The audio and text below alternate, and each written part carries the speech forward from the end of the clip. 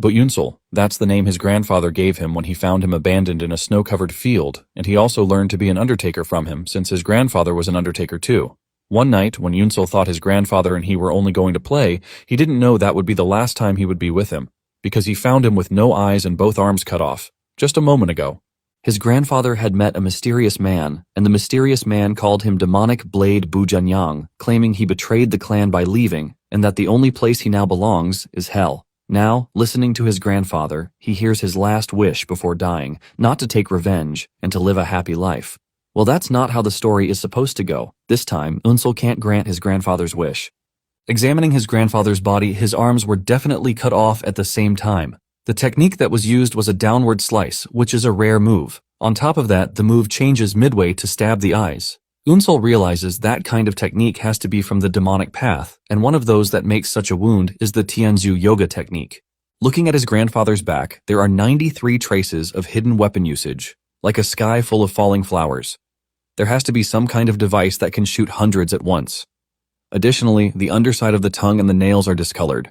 That only happens when you are poisoned by a lethal poison that causes putrid flesh and rotten blood. Putting all this together, there cannot be that many people like that, and he is determined to find that person no matter what. Yunsul wastes no time embarking on his vengeance journey, and he is soon seen signing an agreement paper. While signing the papers, one of the instructors urges him to be damn fast about stamping it, but Yunsul leaves him dumbfounded when he tears open his thumb to stamp the papers with his own blood. Yunsul has dedicated himself to vengeance since his grandfather died, and he doesn't see himself taking any other path aside from this. This is all the more reason he is signing up for the competition, as he sees it as the first step to enacting his revenge. In this world, the Murim is controlled by the Orthodox and the unorthodox sects, and they have been keeping each other in check. The Orthodox sects are led by the Murim Alliance, since they are advocates for justice. On the other hand, the unorthodox sects are centered around the Demon Palace, which worships powers instead of justice. Even though they have been balancing each other out for a long time, the Orthodox sects decided that they wanted to push ahead. This led to the creation of the 18 martial masters, who are known as the Masters for the Greater Good. Because of the perceived threat, the Demon Palace decided to advance its power too. In an attempt to do this, they come up with a plan to create the 10 Demon Masters. The unorthodox sect is looking to pick 10 talented young ones and teach them the martial arts of the demonic sects. To make it interesting, they don't care about their past affiliations or what they were doing before they opt into the competition. Because of this clause, loads of young men headed to the Demon Palace, and one of them was our guy, Yunsul. While standing among the crowd of fellow youngsters like himself, Yunsul can feel the threatening aura coming from them, and he figures out that one of them is likely associated with the killer of his grandfather. Since his target is someone of high proficiency, Yunsul knows he has to become a martial master to have a chance against them. This is why he is determined to become one of the 10 Demon Masters, so he can acquire the strength that he needs to face his adversary. Moments later, a giant, scary-looking man emerges to address the potential Demon Masters, and he introduces himself as head instructor Hyok Ryanyong. The lads are all blown away when Hyok lets them know who he is, and it appears that he is somewhat popular because of his works. Hyok lets them know that they are there to identify the greatest prodigies among all the demon sects, and only those who pass through the trials prepared by them will become candidates to become one of the 10 Demon Masters. And for the first trial, he tells them that martial artists of the Demon Palace will inspect their physicality. The moment the lads hear this, they start to grumble because they don't see this as a trial, since they were expecting something quite intense for the competition. The martial masters ignore their worries and start to inspect their physical bodies to see who is worthy or not. Those who have bulky bodies, on the other hand, are relieved and happy that they get a free pass to the next stage. One of the instructors, Jin-gak, walks up to Yunsul to inspect his body. The moment he touches his body, he thinks to himself that Yunsul is dead. He wonders why Yunsul decided to participate in the first place, but he notices the terrifying killing intent emanating from Yunsul's body. Nonetheless, Jin-gak figures out that it would be disastrous if he allowed Yunsul to pass on to the next stage. Because of this, he doesn't allow him to go through, and Yunsul is not surprised. He already knows that he has no chance of passing because he doesn't have the physical body, since all he has been doing all his life is looking after corpses. However, Yunsul is convinced that they have not gotten to the end yet. Moments later, the instructor tells them that the first trial is over, and one of the lads erupts in anger, protesting that their way of doing things is unfair. He asks why they are bothering to host a competition when physical aptitude is all that they are concerned about. Hyok then replies by telling the kid that he knows nothing. Hyok says the most important thing when learning martial arts is the muscles and bones. Hyuk makes fun of the dude for failing their most basic standard, even though they made sure to open their door to all. The lad argues that they are supposed to get an opportunity, and this is when Hyuk replies that he has nothing to worry about because the second trial is coming, and he plans to pick those who can learn martial arts even with their poor physical state. Hyuk wastes no time announcing that they have gotten to the second trial. Surprisingly, the second trial requires that they fight each other to survive until there is only one person left. The majority of the lads are surprised to hear the instruction given to them, but the overstimulated lad from earlier wastes no time locking in. Since he is required to kill someone, his sights are locked in on his targets already, and this target appears to be Unseol. He immediately grabs a spear and hurls it in Unseol's direction with the fierce determination to send him to the afterlife. The spear ferociously aimed toward Unseol's position, but in the end, it turns out that he isn't the target. The spear impaled the dude standing beside him, wearing red, who happens to be a rival of the attacker. The dude in red screams in pain as he falls to the ground and coughs up blood before dying. The blood from the attack splatters on Unseol's face as he watches the dude lying in a pool of his own blood. Unseol cannot believe that he is staring at a dead dude who has just been struck to death with a spear. With just a glance, Unseol can figure out the circumstances surrounding the dude's death. He figures out that the spear struck the heart while narrowly missing the ribs, which is a clear indication that the attacker, Woonchung, is quite agile. Woonchung starts boasting since he has taken down an opponent already. From where he is standing, Hyuk figures out that Woonchung can make quick decisions, but he believes that he lacks common sense. He is disappointed and concludes that the lads are a bunch of fools. Jin-gak agrees with him because showing oneself as a threat in such an environment will only place a target on one's back. Nonetheless, he believes that this would cause the other competitors to become serious and realize how deadly the situation is. In no time, chaos erupts, and the entire arena turns into a slaughterhouse. The younger lads who are not used to the sight of death start to panic, but Hyuk and Jin-gak suddenly notice one of the lads acting pretty cool. He is backed against the wall, and he is not concerned with the chaos happening in front of him. He also sees Unseol acting cool-headed in the midst of the chaos, and this makes him retract his initial statement that they are all fools. Unseol remains in a calm state as he believes that the lads are fools because they have all lost themselves to the fear of death. The command was to stay alive till the end, which means the most important thing is to stay alive, not to kill. Unseol figures out that he can survive if he is able to think rationally and act coldly. Unseol bows down to touch the bodies lying on the ground to ascertain how they died. While doing this, one of the lads wielding a long-range weapon notices Unseol and realizes that he has not been participating in the whole chaos. Meanwhile, Unseol is focused on assessing the bodies to know the type of moves that killed them. The guy watching him is pissed, and he hurls his weapon at Unseol. The weapon barely misses Unseol's head and shatters the box he is carrying on his back. The dude makes fun of Unseol, asking him the essence of the box he is carrying, as he is a monk. It turns out that the box contained the birthday gifts he got from his grandfather, and destroying the box just made him mad. Inside it is a short sword, but the attacking dude doesn't think Unseol has what it takes to fight him.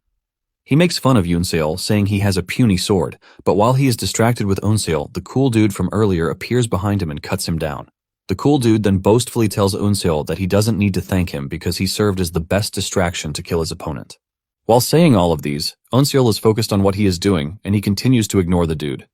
The dude can see that Unseol knows no martial arts, and he believes that he is an easy prey. While focused on Unseol, a dude appears from behind and tries to attack him, but he easily cuts him down as if he has eyes behind him.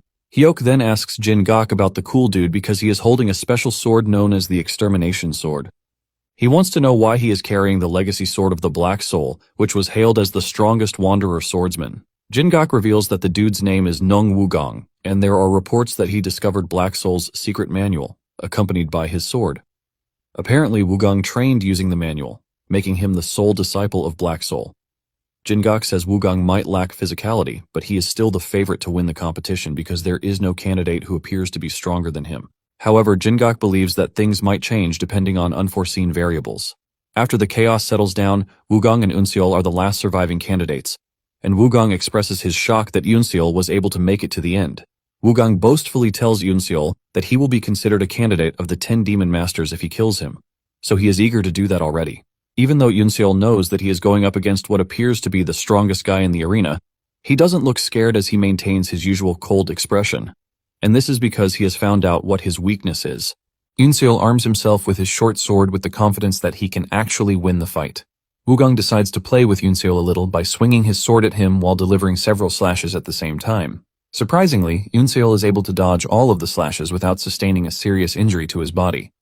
Hyuk and Jin-gak are watching this from afar, and even though it looks like Yoon-seol is getting trashed, they can see that Yoon-seol was able to twist his body enough at the end of each strike to avoid a fatal wound.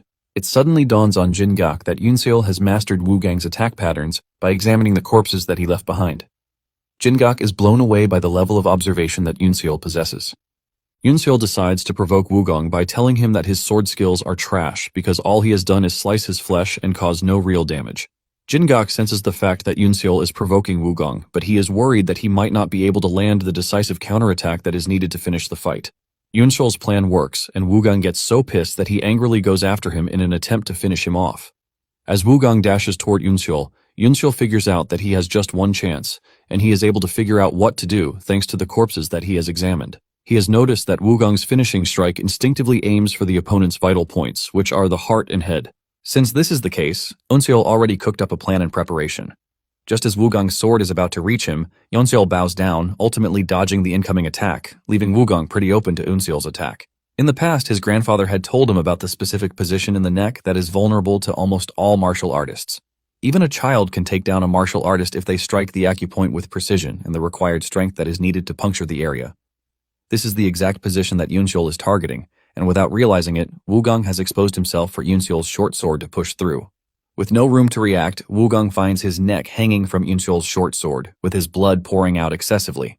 In the end, Woo-gang's body crashes to the ground, leaving Yoon-seol as the sole survivor of the battle. Jin-gak and Hyuk are both shocked to see this, as it turns out to be the unexpected variable that Jin-gak was talking about. Hyuk was disappointed that Woo-gang died to Yoon-seol because he had high expectations, since he was using the sword arts of the Black Soul. Nonetheless, Hyuk has no choice but to declare Yoon-seol as the winner of the second trial. Yoon-seol suddenly sees himself in a blank space with his grandfather standing in the distance. He excitedly rushes over to his grandfather, but his joy fades away when his grandfather turns around with no eyes. His grandfather frantically tells him that he can't see him, and a wave of reality immediately hits Yoon-seol. Just then, Yoon-seol jerks back to life and realizes that he is on a ship. He realized that he must have fainted from the loss of blood, but he realized something surprising. He knows that he suffered fatal injuries from the fight, but he is not feeling any pain from the said injuries. He realizes that he must have been treated by a high-level physician from the demonic palace. He also notices that the other dudes standing on the ship all look well-trained, and this is when it dawns on him that they must have been the ones who survived the first trial. Moments later, the latch above them opens, and Jin-gak appears, telling them to disembark because they have reached their destination, which is the next trial area called Hell Island. Jin-gak yells at the candidates, telling them to follow him as he leads them to a block of caves, which will serve as their living quarters. He tells them to discard their previous clothes and weapons and step out of the caves after they are done wearing the prepared clothes and swords. Apparently, they are allowed to pick a cave that they think would suit them best. In no time, Yoon-seol has spotted what appears to be the best place that he can stay. On the other hand, two dudes are arguing over who should pick a particular spot, with both claiming that they have a right to it. A third party soon shows up, urging them to stop fighting over the caves because there are loads of nice spots for them to choose from. Deep down, Yoon-seol is making fun of the candidates because none of them know what happened during the second trial, and they all have their guards lowered. Yoon-seol notices that most of them are wearing expensive clothes, which is an indication that they might all be members of prestigious clans. Yoon-seol finally figures out that the second trial was an avenue for them to weed out those whom they can kill. While he is busy standing and assessing the situation, Jin-gak appears behind him, asking him why he hasn't chosen a cave yet, because he has been rather sluggish since the start of everything. It turns out that Jin-gak has been interested in Yoon-seol since the last trial, and he is waiting to see which cave he would pick. He urges him to pick quickly, and Yoon-seol points to the cave with a small entrance. The cave also has mud spilling out of it, and one of the candidates makes fun of him for picking a cave befitting his status. On the other hand, Jin-gak is extremely impressed, and he considers Yoon-seol nothing but a genius because of his choice. The cave might appear to be small, but that is just for the entrance, and the inside of the cave is large enough to train in. In addition, the tiny entrance helps to defend against intruders, and most people avoid the cave after seeing the entrance. But Jin-gak is pleased that Yoon-seol gauged everything very well. Moments later, the candidates step out of the caves wearing their black attire, and they all gather to hear what Jin-gak has to say. Jin-gak explains that the Hell Island is home to 10 martial arts facilities, and they can learn one of the 10 demonic sex martial arts in each of the buildings. Apparently, they are free to learn all of the arts or focus on just one in particular. To add to this, they have the freedom over their schedule, as they can sleep, play, train, or do whatever suits them. Yoon-seol is shocked to hear this because the second trial was nothing but a hellhole. and he doesn't believe that they are going to leave them to do whatever they want. The candidates waste no time debating which arts they are supposed to learn first. The majority thinks the Fire Rain Sword Sect's martial arts are the right choice, as they are considered to be the strongest. Yunseol watches as they all run toward the Fire Rain building, which is considered to be the strongest sect. Yunseol agrees that the Fire Rain is amazing, but doesn't think it would be helpful to him, since he has never learned martial arts before. He wastes no time figuring out the martial arts that would be more useful to him. Yunseol then walks over to the Wandering Beast Pavilion, which is a ragged-looking building. Apparently the sect has gone down the drain over the years and they barely stand among the 10 demon sects. The only reason they are still maintaining their status is because of their history of producing a bunch of strong martial artists over the years. Yunseol remembers his grandfather telling him about the sect some time ago. Suddenly Yunseol notices movements in the ground, and before he knows it, a head pops out of the ground. The dude asks him if he has come to the building with the hopes of becoming one of the 10 demon masters. It turns out that the dude is the master of the Wandering Beast Pavilion, Sa-woo. Yunseol finally pulls himself together, and he tells Sa-woo that he has come to learn the martial arts of the Wandering Beast Pavilion. Sa-woo takes a quick glance at Yunseol and sees how frail his body is. After assessing the situation, he tells Yunseol to leave because he has no intention of teaching him martial arts. He lets Yunseol know that he is a fragile kid and might just die from the training. Yunseol tries to plead his case by telling Sa-woo that he has heard that he can survive anything if he learns the martial arts of the Wandering Beast Pavilion. Sa-woo expresses his shock that Yunseol even knows about wandering martial arts since it is about to go extinct. Nonetheless, Sa-woo lets Yunseol know that their martial arts are pretty difficult to learn, and this even applies to those who have considered themselves to be geniuses. Sa-woo says their martial arts starts with the modification of the body, and with the way he sees it, Yunseol is just going to die in a day if he tries to attempt their training. He suggests that Yunseol leave, but Yunseol suddenly pulls a genius move by bowing to Sa-woo and thanking him for agreeing to teach him their martial arts. This is enough to tell Sa-woo that he is dealing with a crazy fellow, and this forces him to finally agree to become Yunseol's master. However, Sa-woo lets Yunseol know that he is only teaching him because the Demon Palace ordered him to. Sa-woo finally steps out from under the ground and tells Yunseol to start calling him Master Sa. Yunseol introduces himself, but Sa-woo stops him, telling him that he is just a trainee number 1. Without wasting time, Sa-woo suggests that they get started with the training, and he raises his hand while making a peculiar finger gesture. Yunseol is suddenly hit with a strong wave, and before he knows it, he realizes that he has gone blind. Before he starts to panic, Sa-woo tells him not to worry because he only sealed his vision temporarily, using one of the secret techniques of the sect. Sa-woo claims that this is a necessary step in learning the Wandering Beast Path, which is a basic martial technique of the sect. Yunseol is confused by all he just heard, and Sa-woo explains that the Wandering Beast Path is meant to heighten all of his senses and give him reflexes comparable to a beast's. Sa-woo reveals that the sect's martial arts are unlike the other sects because it varies depending on the person learning them. This is the reason the Wandering Beast Path, which is considered a basic technique, is also hard, causing just a few to learn it or master it. However, Sa-woo lets Yunseol know that if he can learn it, he is going to earn the senses of a wandering beast. Sa-woo confidently teases that most die before getting to this point. He then tells Yunseol that he will be back in about an hour and urges Yunseol to get used to being blind by then. After Sa-woo's departure, Yunseol realizes that he is wrong about something.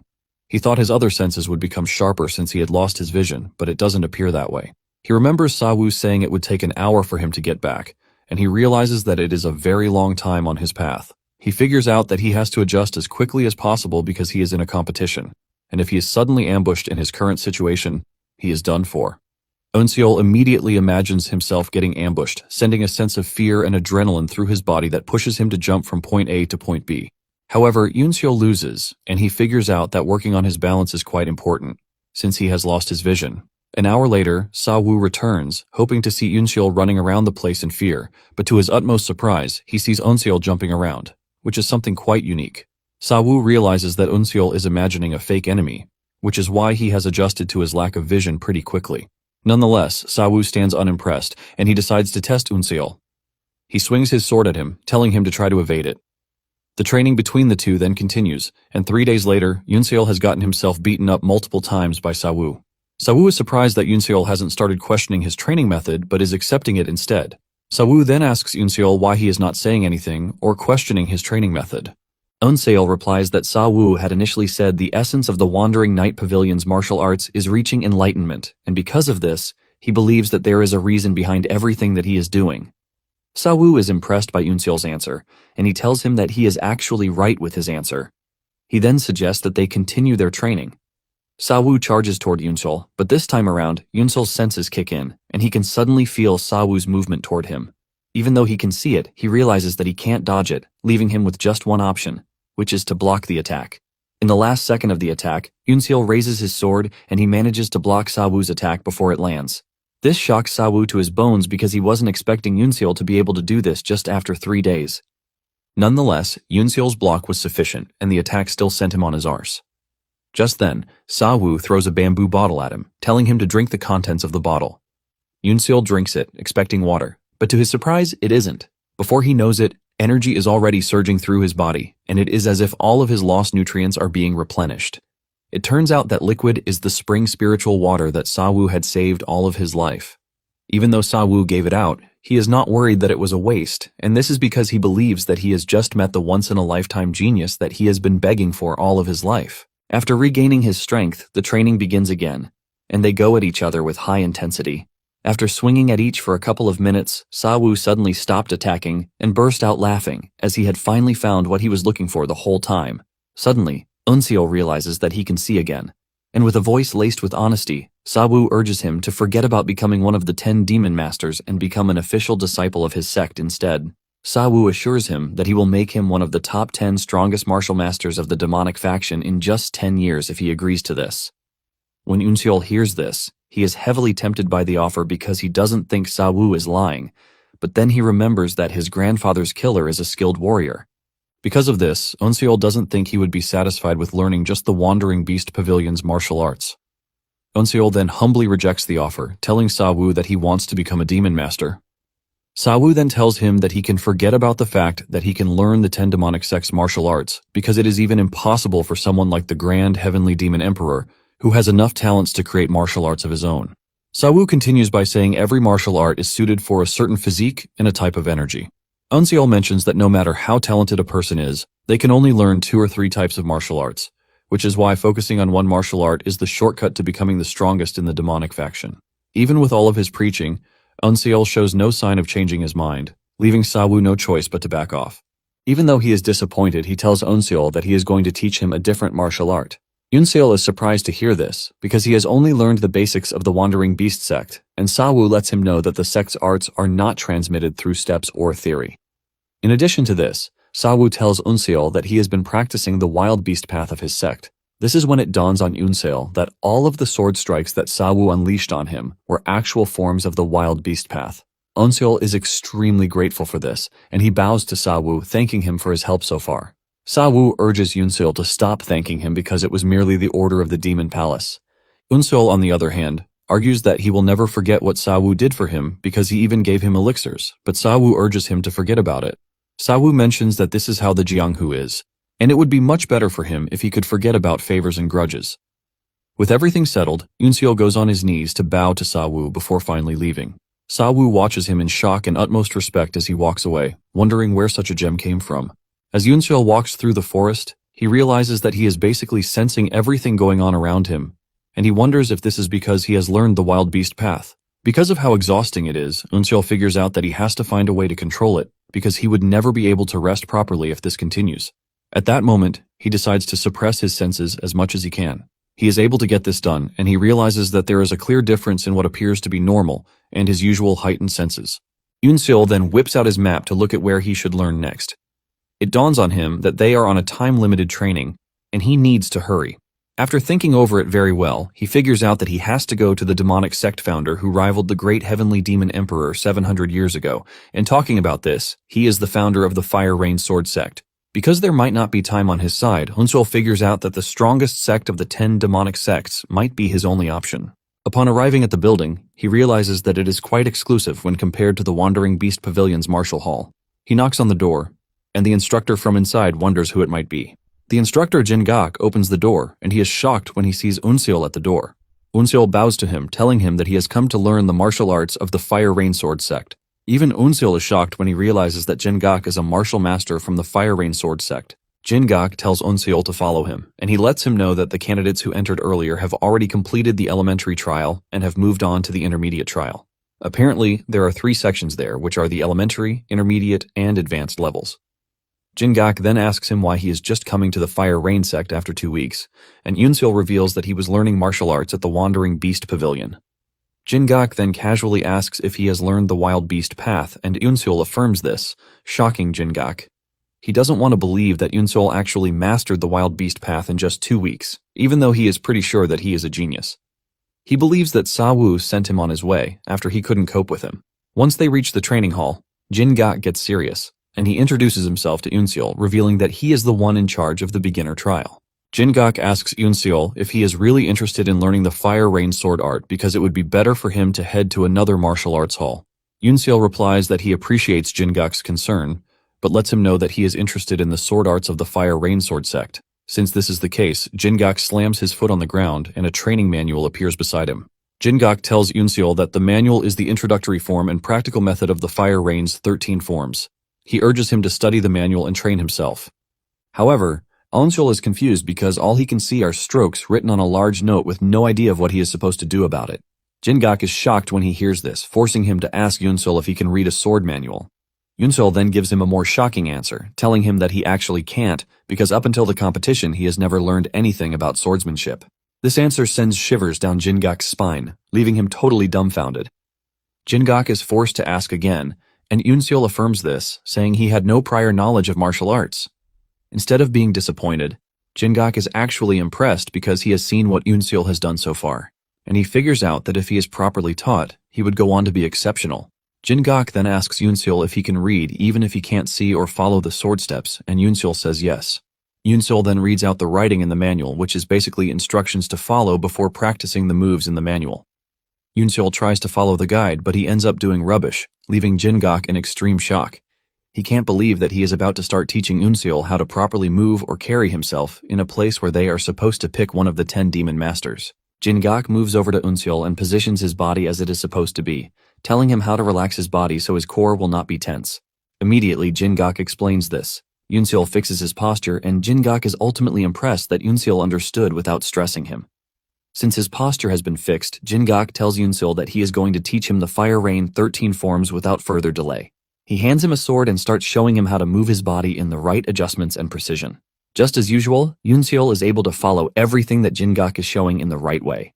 Jin-gak stands watching, and he is totally impressed, leaving him to accept the reality that Yoon-sil is nothing short of being talented.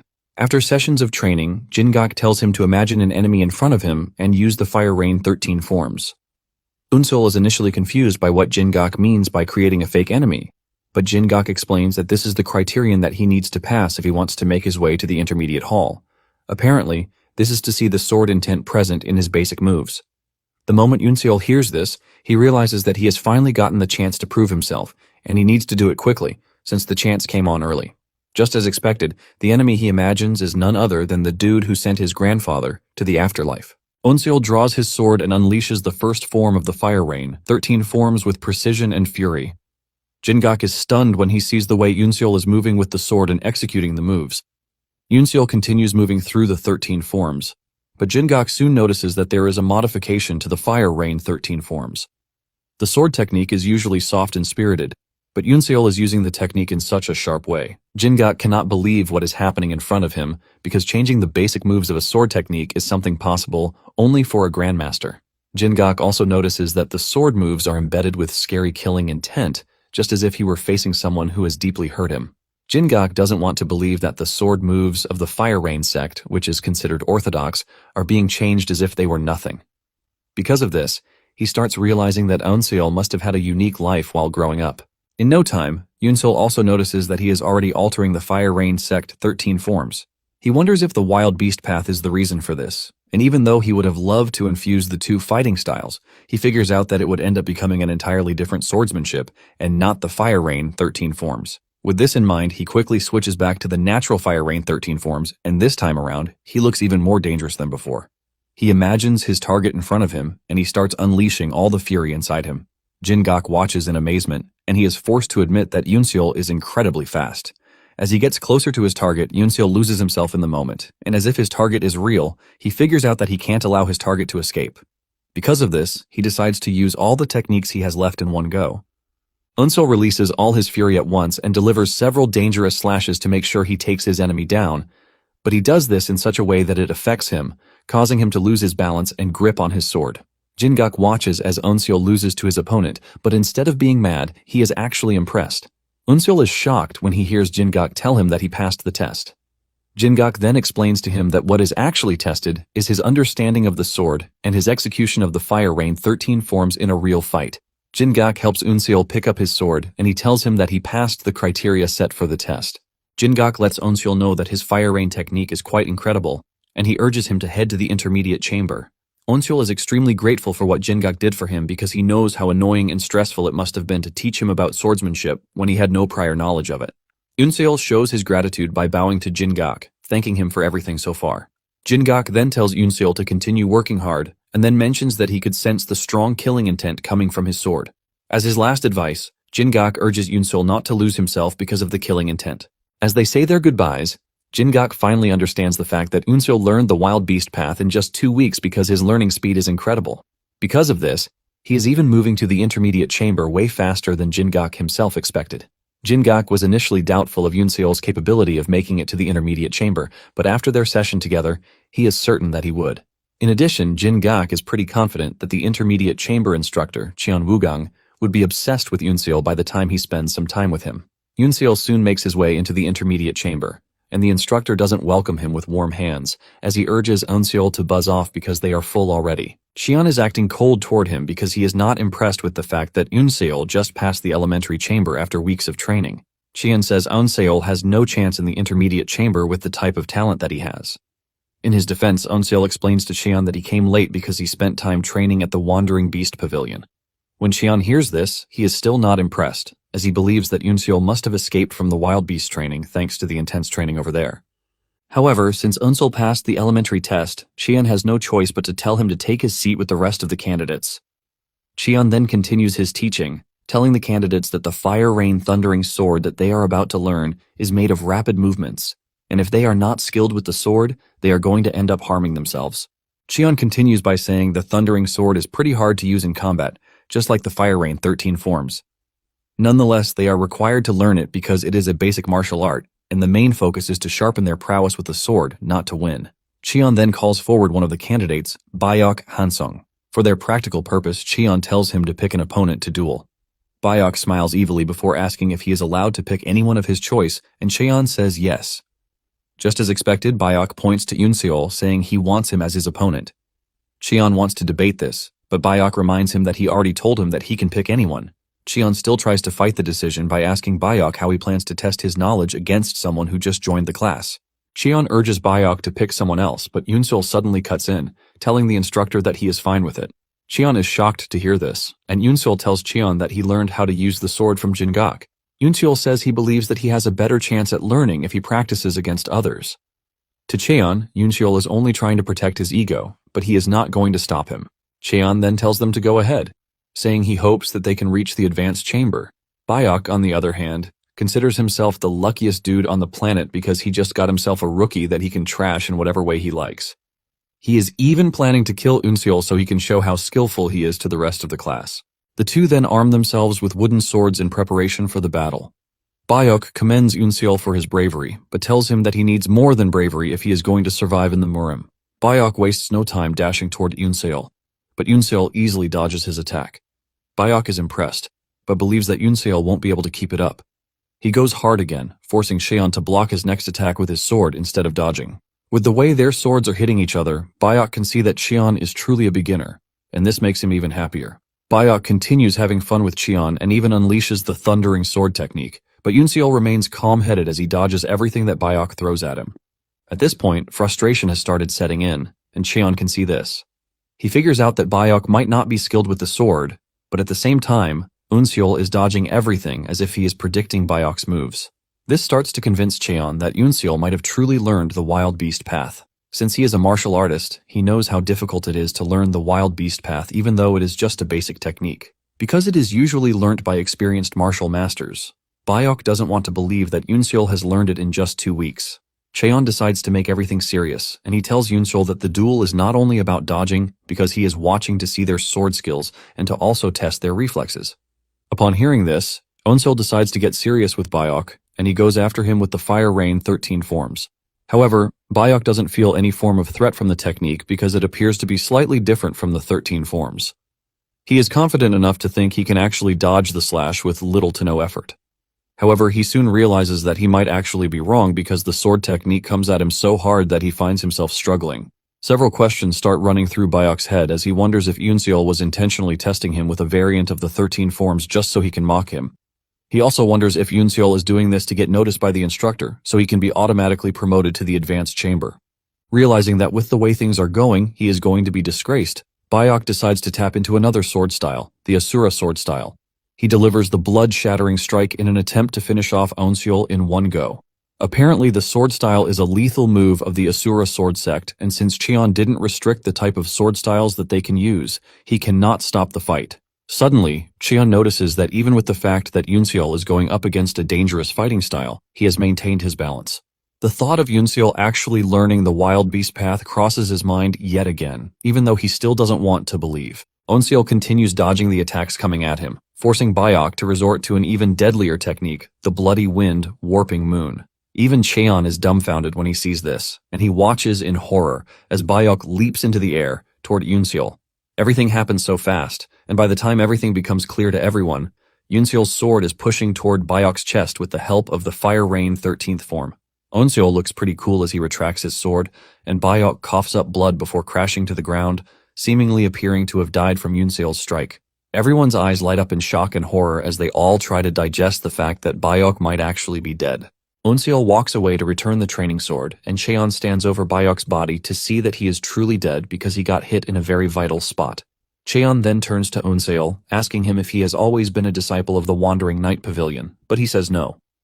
Cheon is forced to ask him if he truly mastered the wild beast path in just 2 weeks, and Onseol replies that all he did was learn the basics of the whole thing. Cheon smiles in disgust when he hears this, since what he just witnessed doesn't appear to be basic in any way or form. He teases Onseol, asking him if he has been taught how to learn too. Onseol tries to defend himself, but Cheon cuts him off, telling him to clean up the mess he made. Grumbling soon erupts among the candidates, who believe that it is wrong that Onseol committed murder during a normal sparring session.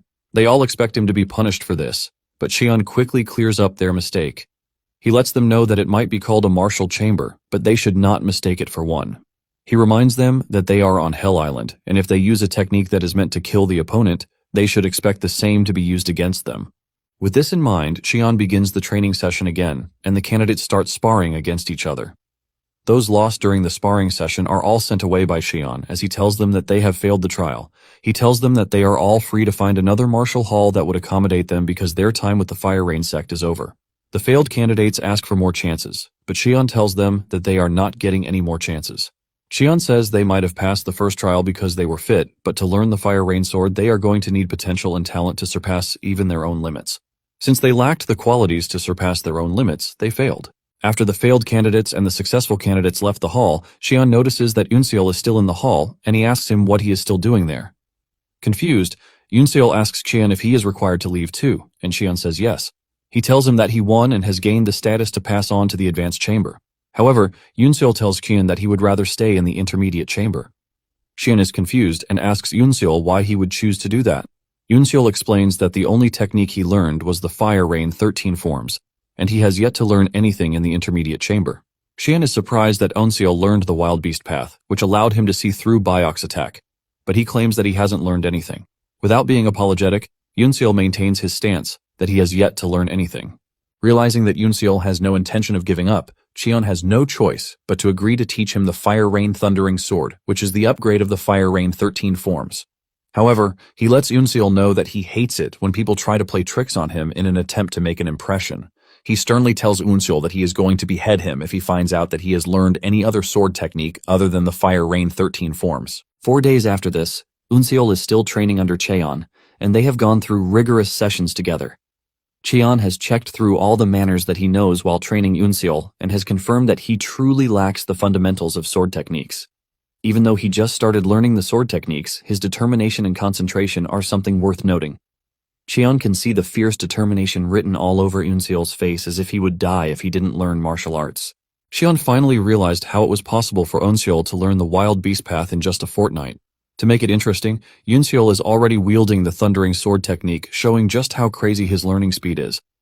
Eunseol is going hard just as usual when Xian tells him to stop, telling him that he has learned the principles of the Fire Rain Thundering Sword. Eunseol is skeptical when he hears this, and Xian explains to him that the Fire Rain Thundering Sword is a sword technique that quickly twists the body around to help take on several moves. Xian mentions that the moves are not something he can actually use in a real battle. However, Xian has noticed that Yunseol is trying to use all the techniques in real life, as if he is trying to end someone's life. Yunseol is confused because he believes that one learns sword techniques to be able to use them in real life. Xian admits that killing intent is needed in the demonic arts, but at the same time, when aiming for a higher realm, the Fire Rain Sword abandons the killing aspect.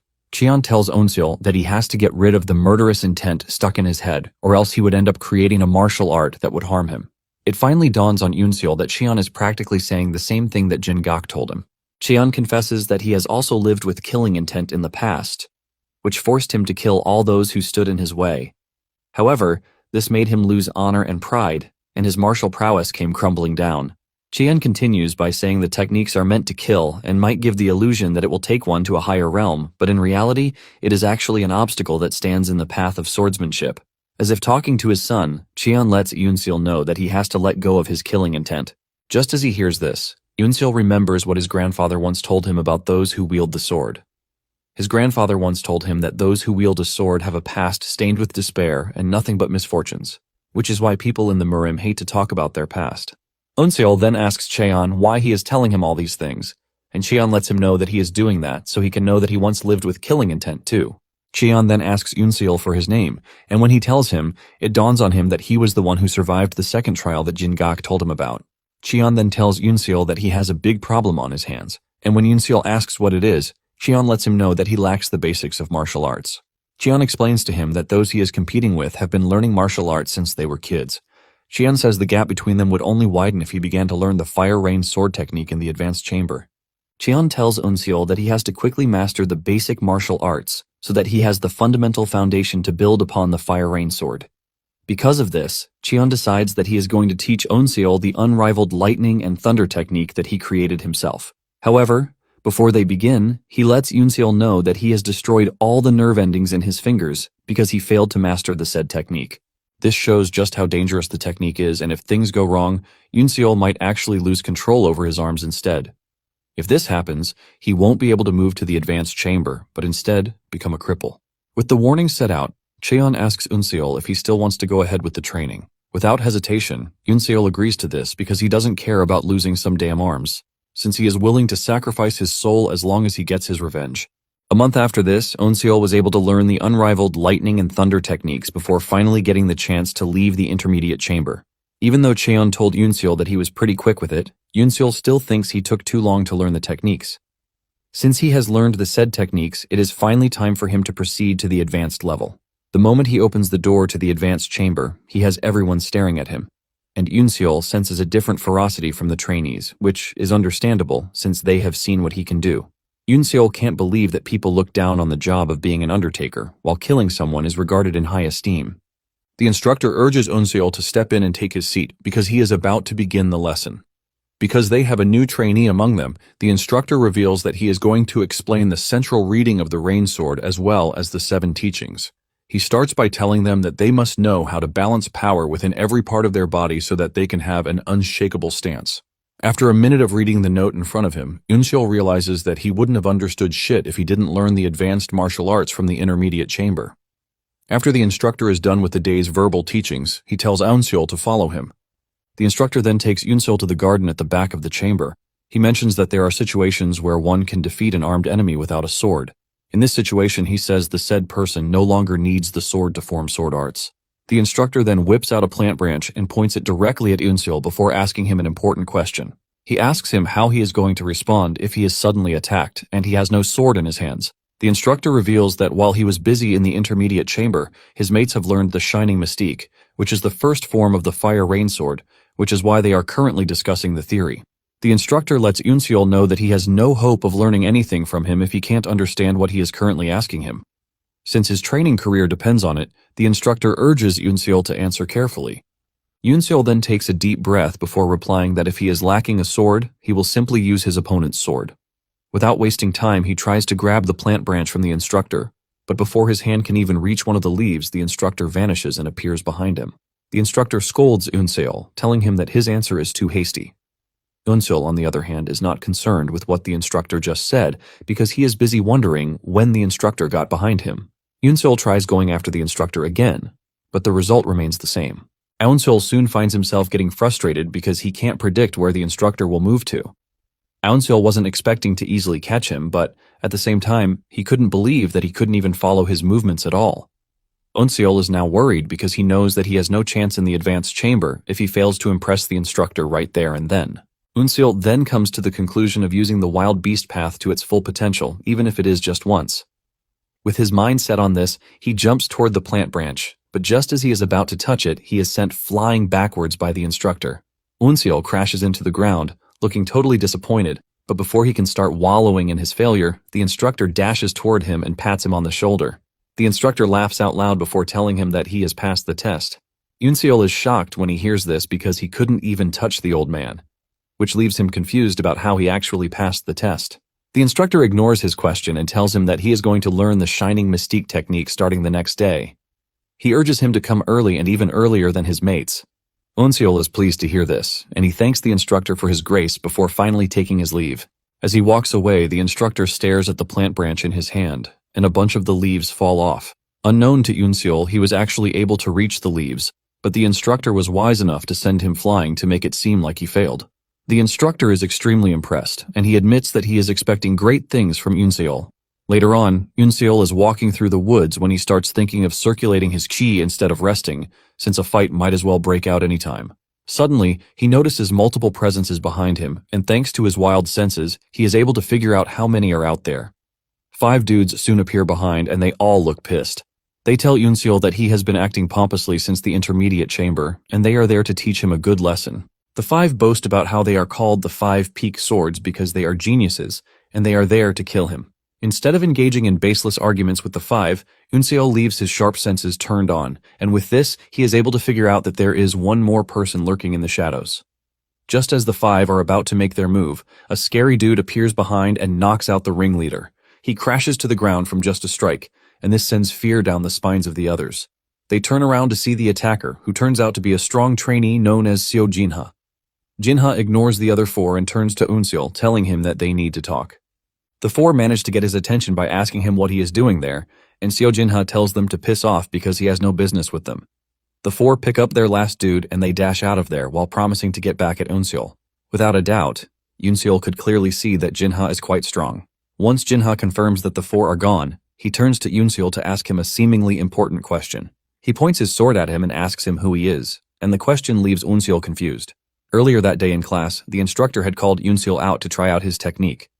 Unseol grabbed his sword and took in a deep breath before he started swinging his sword with precision. After swinging for a couple of minutes, he finally stops, and the aftermath of his move is clear cuts in the ground. Even the instructor is impressed because Unseol has somewhat embedded the technique with killing intent.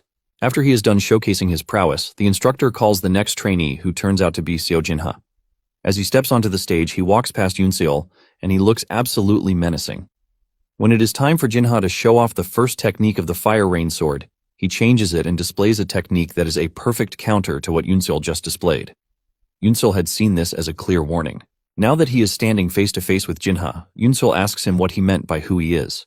Jinha screams at Unseol, believing that he is only playing dumb to the question. Jinha reveals that he is well aware that not everyone is there on the island because they want to become one of the 10 demon masters. The moment Unseol hears this, reality starts to dawn on him. He realizes that the opportunity to learn the 10 demonic arts is quite amazing, but everything was rushed and appeared to be badly executed. He then figures out that the opportunity is serving 2 purposes, and one of them is a trap laid out to catch something. With a calm and genuine voice, Unseol asks Jinha if there is a spy on the island.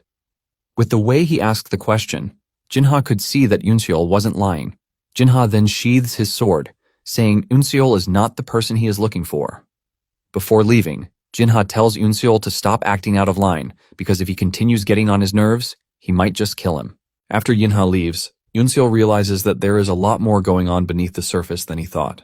Unseol figures out that it is normal for him to have missed some things, because he has been solely focused on training.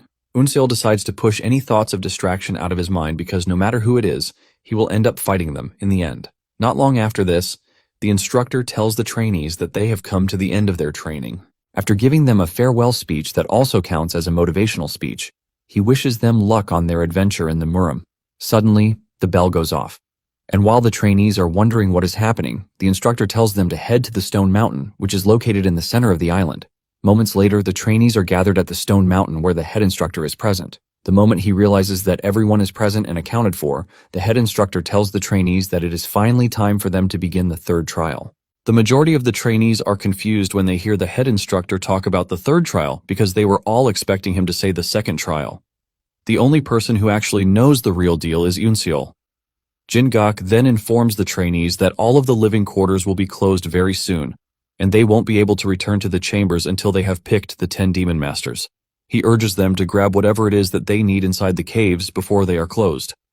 One of the trainees then asks how the 10 demon masters would be selected, and the head instructor expresses his disappointment that they have been on the island for quite some time and they still haven't realized the game at hand. The head instructor then lays it out plain, telling the trainees that they are expected to kill each other.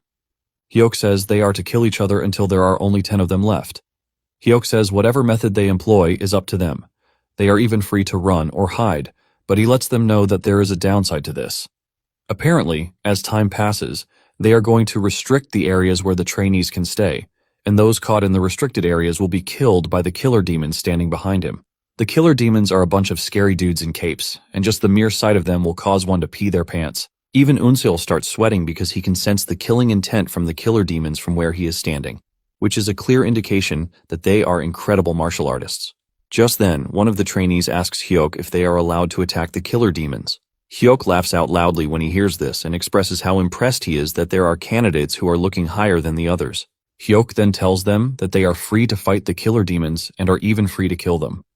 He reveals that any of the candidates who is able to eliminate a killer demon will immediately become one of the 10 demon masters, thus spicing up the entire game. The moment he says this, it dawns on the trainees that eliminating a killer demon appears to be even more difficult than taking on a bunch of trainees. Hyuk then reminds the trainees that they are free to team up or even ambush one another, as there is no method that is frowned upon as long as it helps them become one of the 10 demon masters.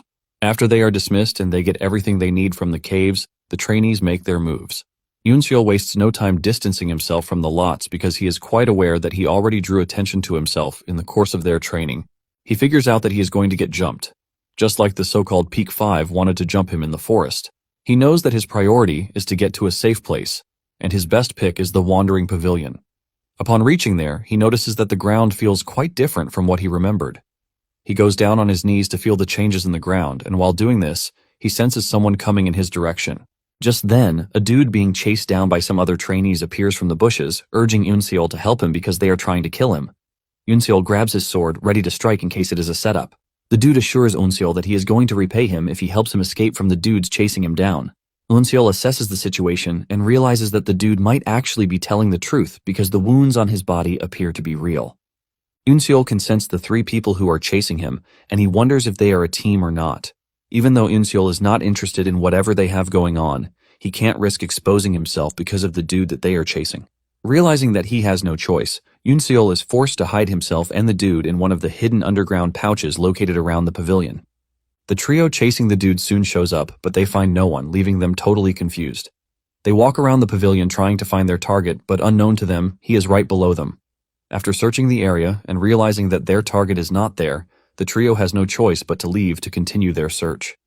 Once Yoonseol confirms that the assailants are going, he and his conditional partner finally emerge from their hiding place. The dude is grateful that he survived the whole thing, and he thanks Yoonseol for his help. While he is busy thanking Yoonseol for his help, Yoonseol is busy assessing the situation. Yoonseol figures out that Sa-woo must have prepared a new set of holes for him to help him hide. While he was hiding, he could sense the wild beast path's sensations expanding, going farther than normal. He could basically sense everything inside the dirt just as if he was seeing it. He realizes that Sa-woo must have wanted to teach him the path that uses vibration. His conditional partner finally introduces himself as Gyum Chil-young, and he is from the Blood Sect. Gyum asks to know Yoonseol's name, but he just ignores him. Yoonseol is not ready to sit down, and he starts heading to his next location. Gyum urges him to stop, and he asks him if he can join him just to be safer. Gyum says he sees Yoonseol as a trustworthy person since he helped him escape earlier. Yoonseol remains silent, and Gyum decides to take his silence as a yes. With excitement written all over him, he runs after Yunseol like he is a lost puppy, ultimately becoming his partner. After walking for a couple of minutes, Eunseol puts his hand on the ground to feel the earth's vibrations. With the help of this, he is able to figure out that there is a fight going on ahead, and he suggests that they take a different route to avoid the battle. Gum is blown away when he sees what Yunseol can do, and he urges him to teach him how to do it, but our guy just ignores him and continues walking. Suddenly, Yunseol hears one of the fighters talking about how determined he is to avenge his fallen comrades. The moment Yunseol hears this, it sends a familiar feeling down his entire body. He realizes that the guy is also pursuing the feeling of revenge just as he is. Guillaume notices the sudden change in Eunseol, and he asks him what is happening. But before he can talk further, Yunseol lets him know that they are taking a detour. It turns out that Yunseol doesn't want to avoid the fight again, but wants to be actively involved in it. As they approach the battle area, a trainee is perfectly hidden on a tree branch, and the moment he notices Eunseol, he makes his move. However, Yunseol easily blocks his attack, shocking the dude, who thought he had the upper hand. He frantically asks Yunseol how he was able to stop the forbidden ultimate concealment technique when he is not an assassin. Yunseol ignores his question and replies with a fatal slash cut to slice him in two. Yunseol admits that the assassin technique would have been a pain in the ass if he hadn't learned the wild beast path. Since the fight is still ongoing, Eunseol thinks of helping the trapped dude get rid of the assassins so he can tell him how it feels to accomplish revenge. Just as they are about to finish him off, Eunseol appears out of nowhere and attacks them. The sudden attack shocks them, giving Eunseol the edge as he delivers his devastating slashes. However, one of the assassins appears right behind Yunseol and almost cuts his head off, but Yunseol dodges the strike. Before he knows it, Yunseol finds himself surrounded, but they still pose no threat to his ferocity. He is able to cut them down, leaving just one dude. While he is preparing to go up against the dude, the trapped guy thirsting for vengeance emerges from behind to kill the last assassin. Having cut down the last assassin, he lets off a huge smile that he was able to accomplish his vengeance. Suddenly, he crashes to the ground before Yunseol even gets to ask him anything. Guillaume emerges from the bush where he is hiding, asking if the fight is over. Yunseol ignores him and bows beside the dude to check him out. This is when Guillaume finally shows his true colors as he tries to stab Yunseol from behind. However, Yunseol is not one to be easily fooled, as he blocks the attack before it even reaches him. Guillaume is stunned when Yunseol blocks the attack, as he wasn't expecting it. Yunseol pushes him backwards, while blaming him for depriving him of his chance to ask the burning question in his mind. Guillaume is not concerned about whatever question Yunseol has, but he is more concerned about how Yunseol was able to figure out that he was going to betray him. Eunseol then reveals that he already knew from the very start. While they were in the underground shelter, Eunseol had seen that Guillaume was hiding a bunch of hidden weapons under his clothing. In addition, he was not able to move properly because his body was stiff, thanks to the weapons on his body. Eunseol confesses that he only kept Guillaume around because of curiosity. He wanted to know if the art of deceit would help him in the future. Guillaume hears this and loses his mind, believing that Yunseol is spewing nonsense because he considers his acting the perfect one. He throws his weapons at Yunseol, but he blocks everything pretty easily, making life harder for Guillaume. Fear starts creeping through his body with the realization that Eunseol might actually be able to predict his moves. Before he knows it, Eunseol's speed gives him the edge, and he reaches Guillaume in no time, delivering a cut to his shoulder. Eunseol then tells Guillaume that he might have the best hidden weapons, but they are basically useless if he can't hide them very well. Refusing to give up, Guillaume makes one last-ditch attempt in trying to finish Eunseol off with everything he has. Guillaume dashes toward Eunseol, but Eunseol shows him how superior he is by easily moving through him and cutting him down. After Guillaume is dead, Eunseol admits that the fight was tough on him, and he would have run into problems if he didn't know about the hidden weapons. He turns around to look at Guillaume's face, and it looks just like the regular death stare that most dying people have. On the other hand, the revenge dude has a calm and accomplished death face, and Eunseol wonders if he would have the same kind of face when he finally gets his revenge. Before leaving the scene, Eunseol picks up the guy's sword, which now gives him the chance to wield two swords. Meanwhile, there is an unknown entity hiding in the bushes, and they are watching Eunseol's every move. They have seen the way he fights and how dangerous he is. The unknown fellow admits that Eunseol is talented, but they believe he still has to upgrade his skills or else he is not going to survive on the island. The following day, Eunseol finds himself getting chased down by a bunch of trainees who want him gone at all costs. Eunseol has suffered several cuts to his body, but he keeps running because he can see that the assailants have no intentions of backing down. As he tries to get ahead, he is also trying to think of how to escape his current situation. And all the while, the head instructor and Jingak are watching from a mountain peak. The head instructor asks for updates, and Jingak tells him that out of the 86 trainees, there are 41 still alive. The head instructor is pleased that there are still 41 trainees left even after 3 days, and he concludes that the rest are skilled. He then decides that it is time to test their skills. Meanwhile, Unsul ties his daggers together, and just as his assailants are about to close down, he throws it backwards to knock one of them back and gives himself a fighting chance again. Unsul quickly figures out that he has no chance whatsoever if he continues fighting on the open field. It is at this moment that he decides to change the terrain of the fight to where he is going to have a bit of a chance. Unsul runs straight for the Fire Rain sect building, but unknown to him, the head instructor has decided that the location is the next place he wants to restrict. Unsul safely makes it into the building, and he leaves a trail of blood for his assailants to follow. They track him to a tight space and believe that they have cornered him until Unsul appears behind them. He almost relieves the closest guy of his head, but he manages to block it, while alerting his friends that Unsul is behind them. The dude boastfully tells Unsul that they are not fools and would not fall for such cheap tricks. A fierce battle ensues between the two, but Unsul is able to read his sword paths, giving him the chance to easily dodge the enemy's attacks. The moment he dodges the guy's attack, Unsul gets the golden chance to deliver a counterattack, and he takes his chance. He swings his sword so hard that it slices his opponent's head off his neck. The rest of the crew gets really mad and tries to attack Unsul all at once, but it soon dawns on them that the tight space is limiting their attack capabilities. Unsul, on the other hand, has no problem whatsoever as he thrives very well in such tight positions. Unsul gets the upper hand, making life hard for his assailants. After assessing the situation, Unsul realizes that he has a chance of taking them all down if he engages them one-on-one. Realizing that Unsul is just going to pick them off one by one if they allow him, one of the assailants frantically throws his whip weapon, forcing it to bounce off the wall. The whip almost catches Unsul, but he manages to jump out of the line of fire at the last minute. Realizing that they have chased Unsul out of the tight space, the rest of the assailants try to run out, but they run into a brick wall, who happens to be the team leader. He looks absolutely furious because the crew is trying to run away from a fight. The crew tries to defend their claims, saying they are not running but trying to reposition themselves. The captain ignores their excuses, and with just one swing from his weapon, he cuts their heads off, leaving blood splattering everywhere. He boastfully talks about how trashy his crew was, which was why he didn't want to roll with them in the first place. Now that the flies have been taken care of, Unsul finds himself facing off against the captain of the team. He admits that Unsul is skilled and then introduces himself as Wu Muncheong. He asks Unsul what his name is, but Unsul is more concerned about Wu's status. He wants to know if he is the leader of the team, and this pisses Wu off. He concludes that there is no need to exchange names since Unsul is about to die at his hands.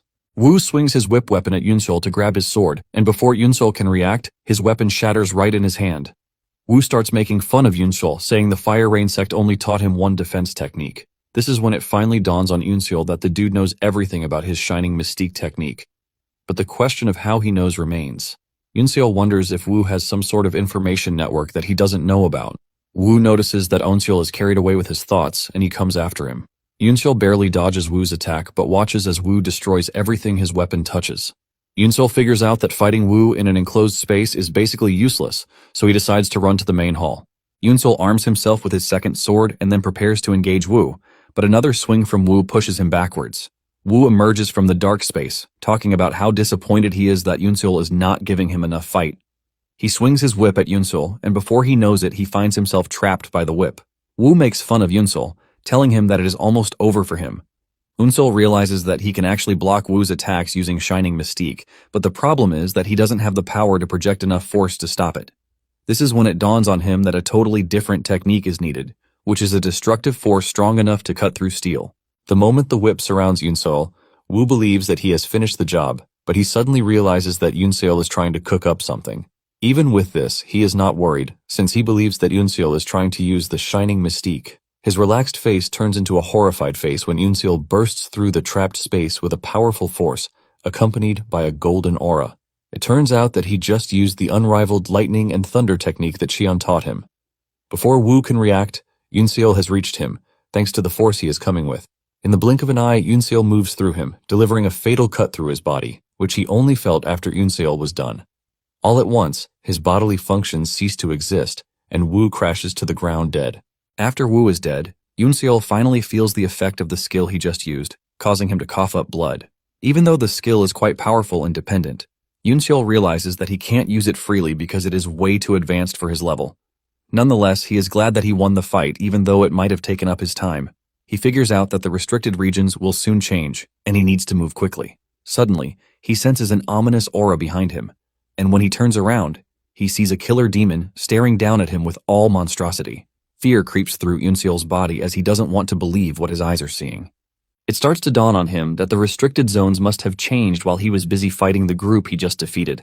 However, he starts wondering if he has a chance of leaving without a fight, since he didn't end up in the restricted zone because he was running away from combat. He slightly moves his foot while watching the killer demon, and when he doesn't react, Yunseol believes that he is in the clear. He assumes that the killer demon is giving him a pass, and he quickly makes use of it. He runs past the killer demon, but just as he is about to move past him, his wild beast senses kick in, and he sees his head flying off his body. Yunseol barely changes his trajectory to avoid getting beheaded. He almost pees his pants when he realizes that he couldn't even sense when the killer demon moved, and if not for his wild beast senses, he would have been dead meat. Yunseol finally comes to the conclusion that he can't be fooled by the killer demon's calm face because the moment he makes a move, he is going to attack him. Yunseol then remembers what Sa-woo told him about carnivores and herbivores. He had learned that predators have a hard time catching their prey whenever it is moving in the zigzag position. However, the carnivore still comes out on top, and this is because the prey's movement gets predictable at some point, giving the predator the chance to intercept and kill their prey. Since predictability is the issue, Yunseol lets off a loud scream before deciding to start moving in the most weird way to make sure his movements can't be predicted. Yunseol kicks his plan into motion, and his first move is able to evade the killer demon, impressing the dude. Yunseol starts with a predictable zigzag movement, and the moment the killer demon catches on to this, Yunseol starts dodging his attacks with the wild beast path. Just as he is about to make his final move, he realizes that the killer demon has gotten to him, and he has his sword to his neck. Sweat ran down his face with the realization that he was too late. However, he is shocked when the killer demon suddenly stops instead of executing him on the spot. Yunseol looks around and realizes that he has crossed the restricted area already. Yunseol takes a moment to think about what just happened and realizes that he couldn't even make a single opening, though he put his all into it. Yunseol turns around to leave and finally understands what it means to be a martial artist.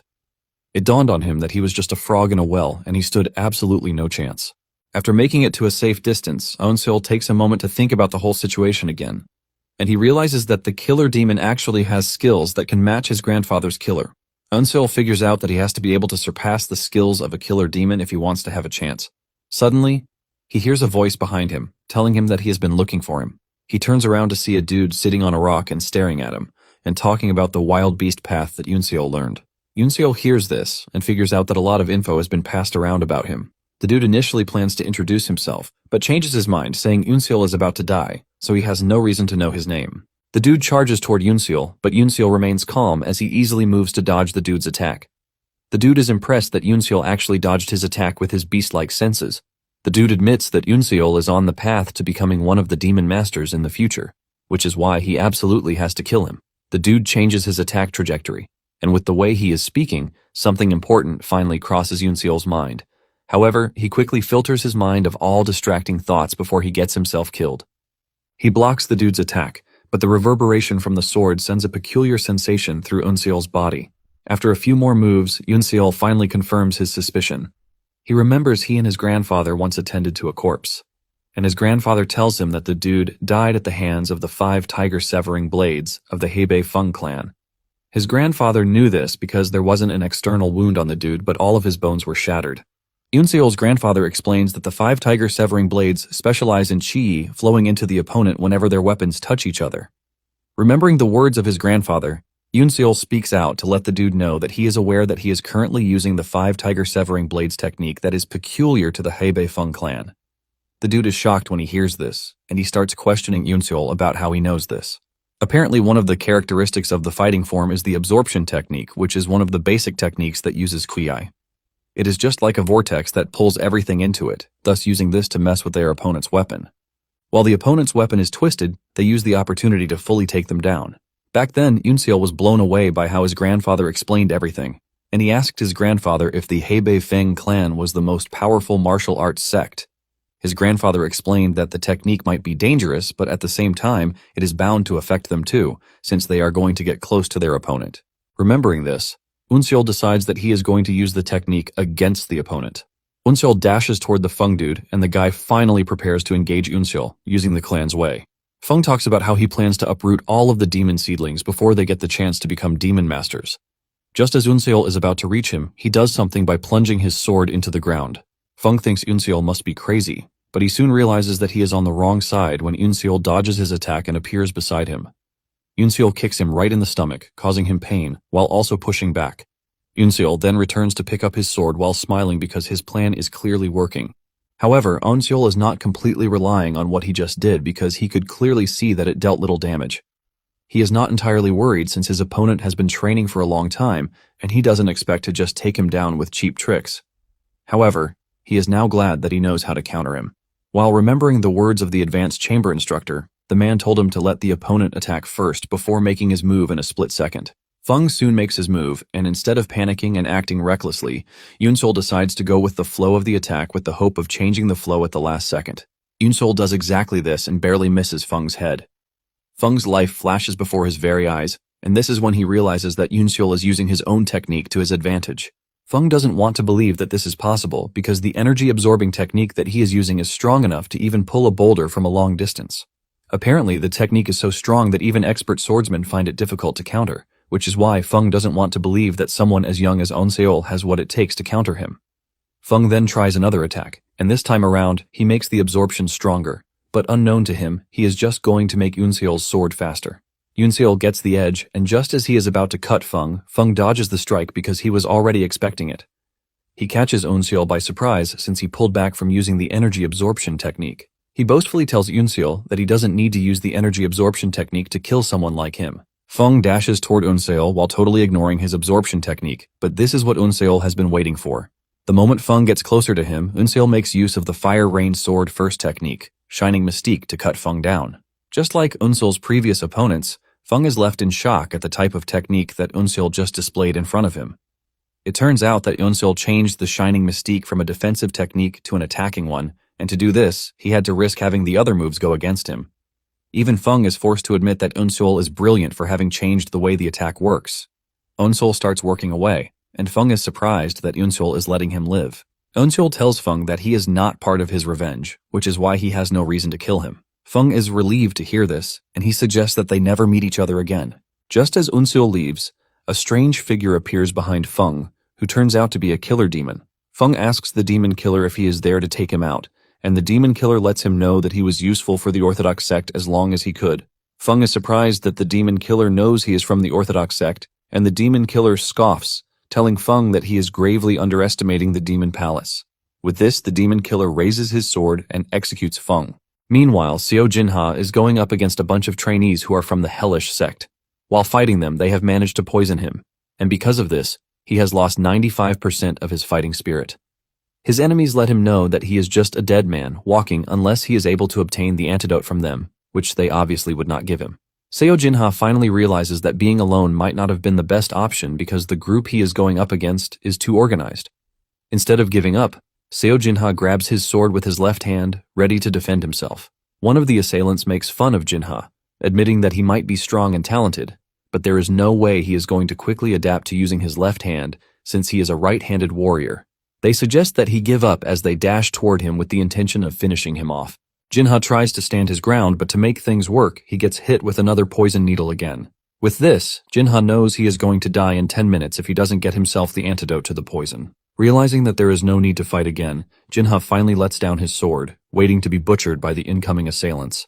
Suddenly, one of them drops dead before they can reach Jinha, and this is when they realize that there is someone else in the area. They are still trying to understand the situation when Unseol appears behind them, looking all menacing and dangerous. Unseol's swift and surprise attack helps him take down the assailants with precision. In no time, Unseol is the only one standing amidst the number of corpses lying around the field.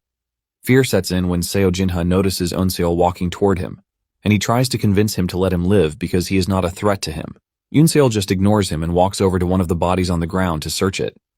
It turns out that Unseol is concerned about the antidote, and the moment he sees it, he is relieved because he knows that it would help him when fighting against the trainees from the hellish blood castle.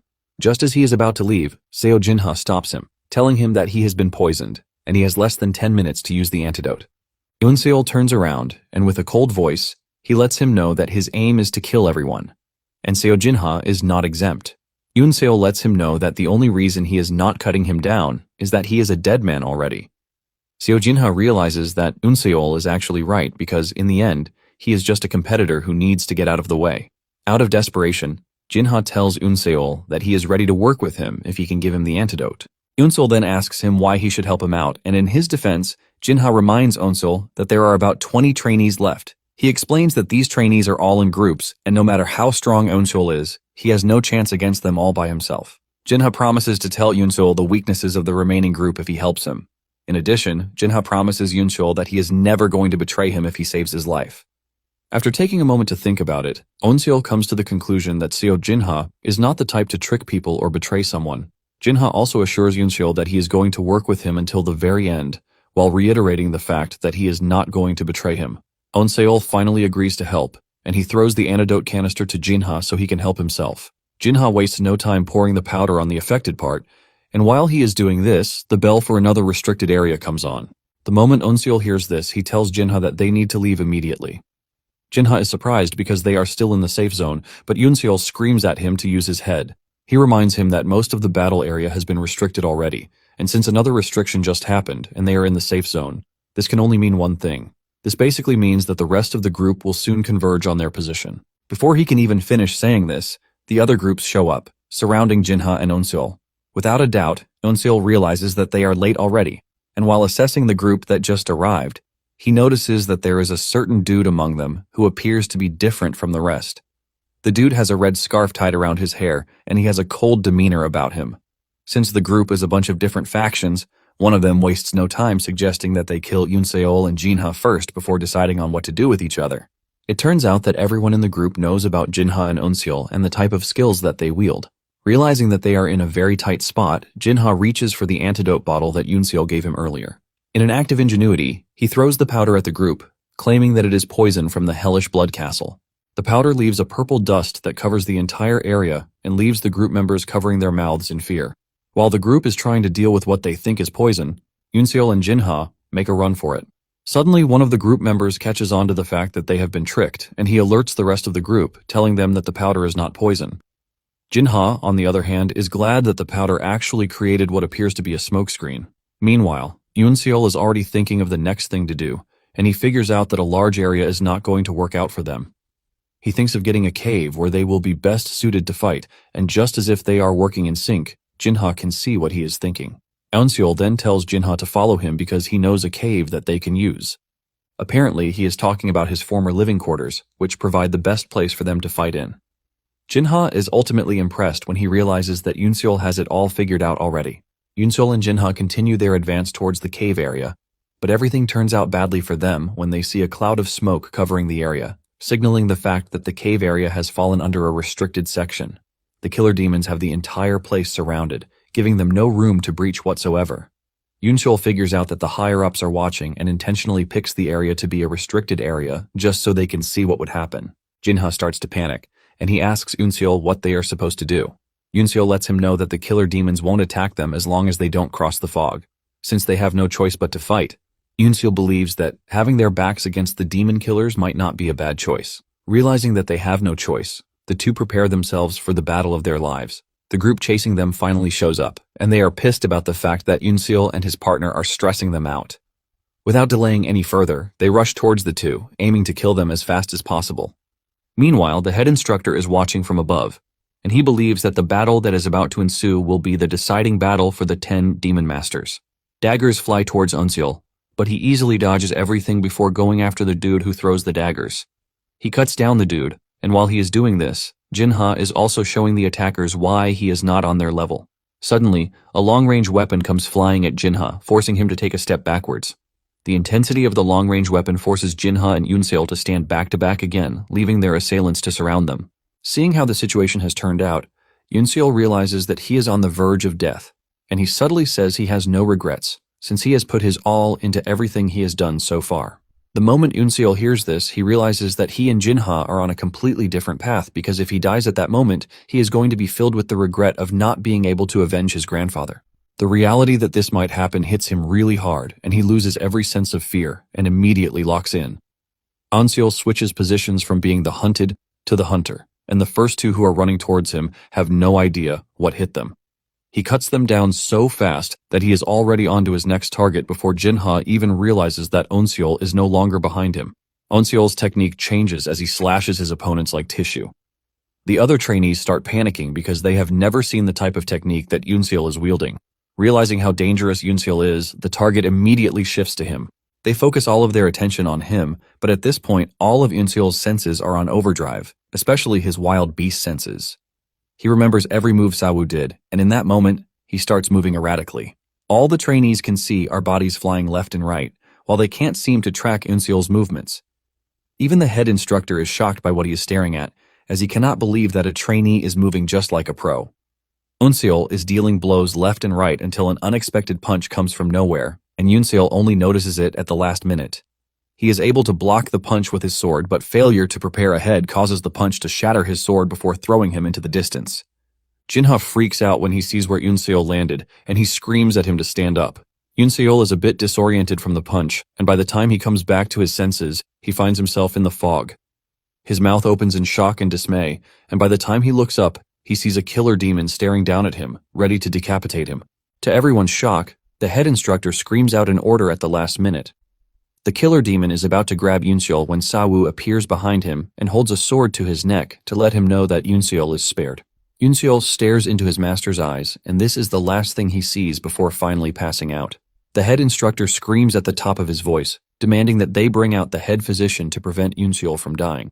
Jin-gak tries telling the head instructor that it is wrong for him to suddenly pause the trial, but the head instructor assures Jin-gak that he is going to take full responsibility.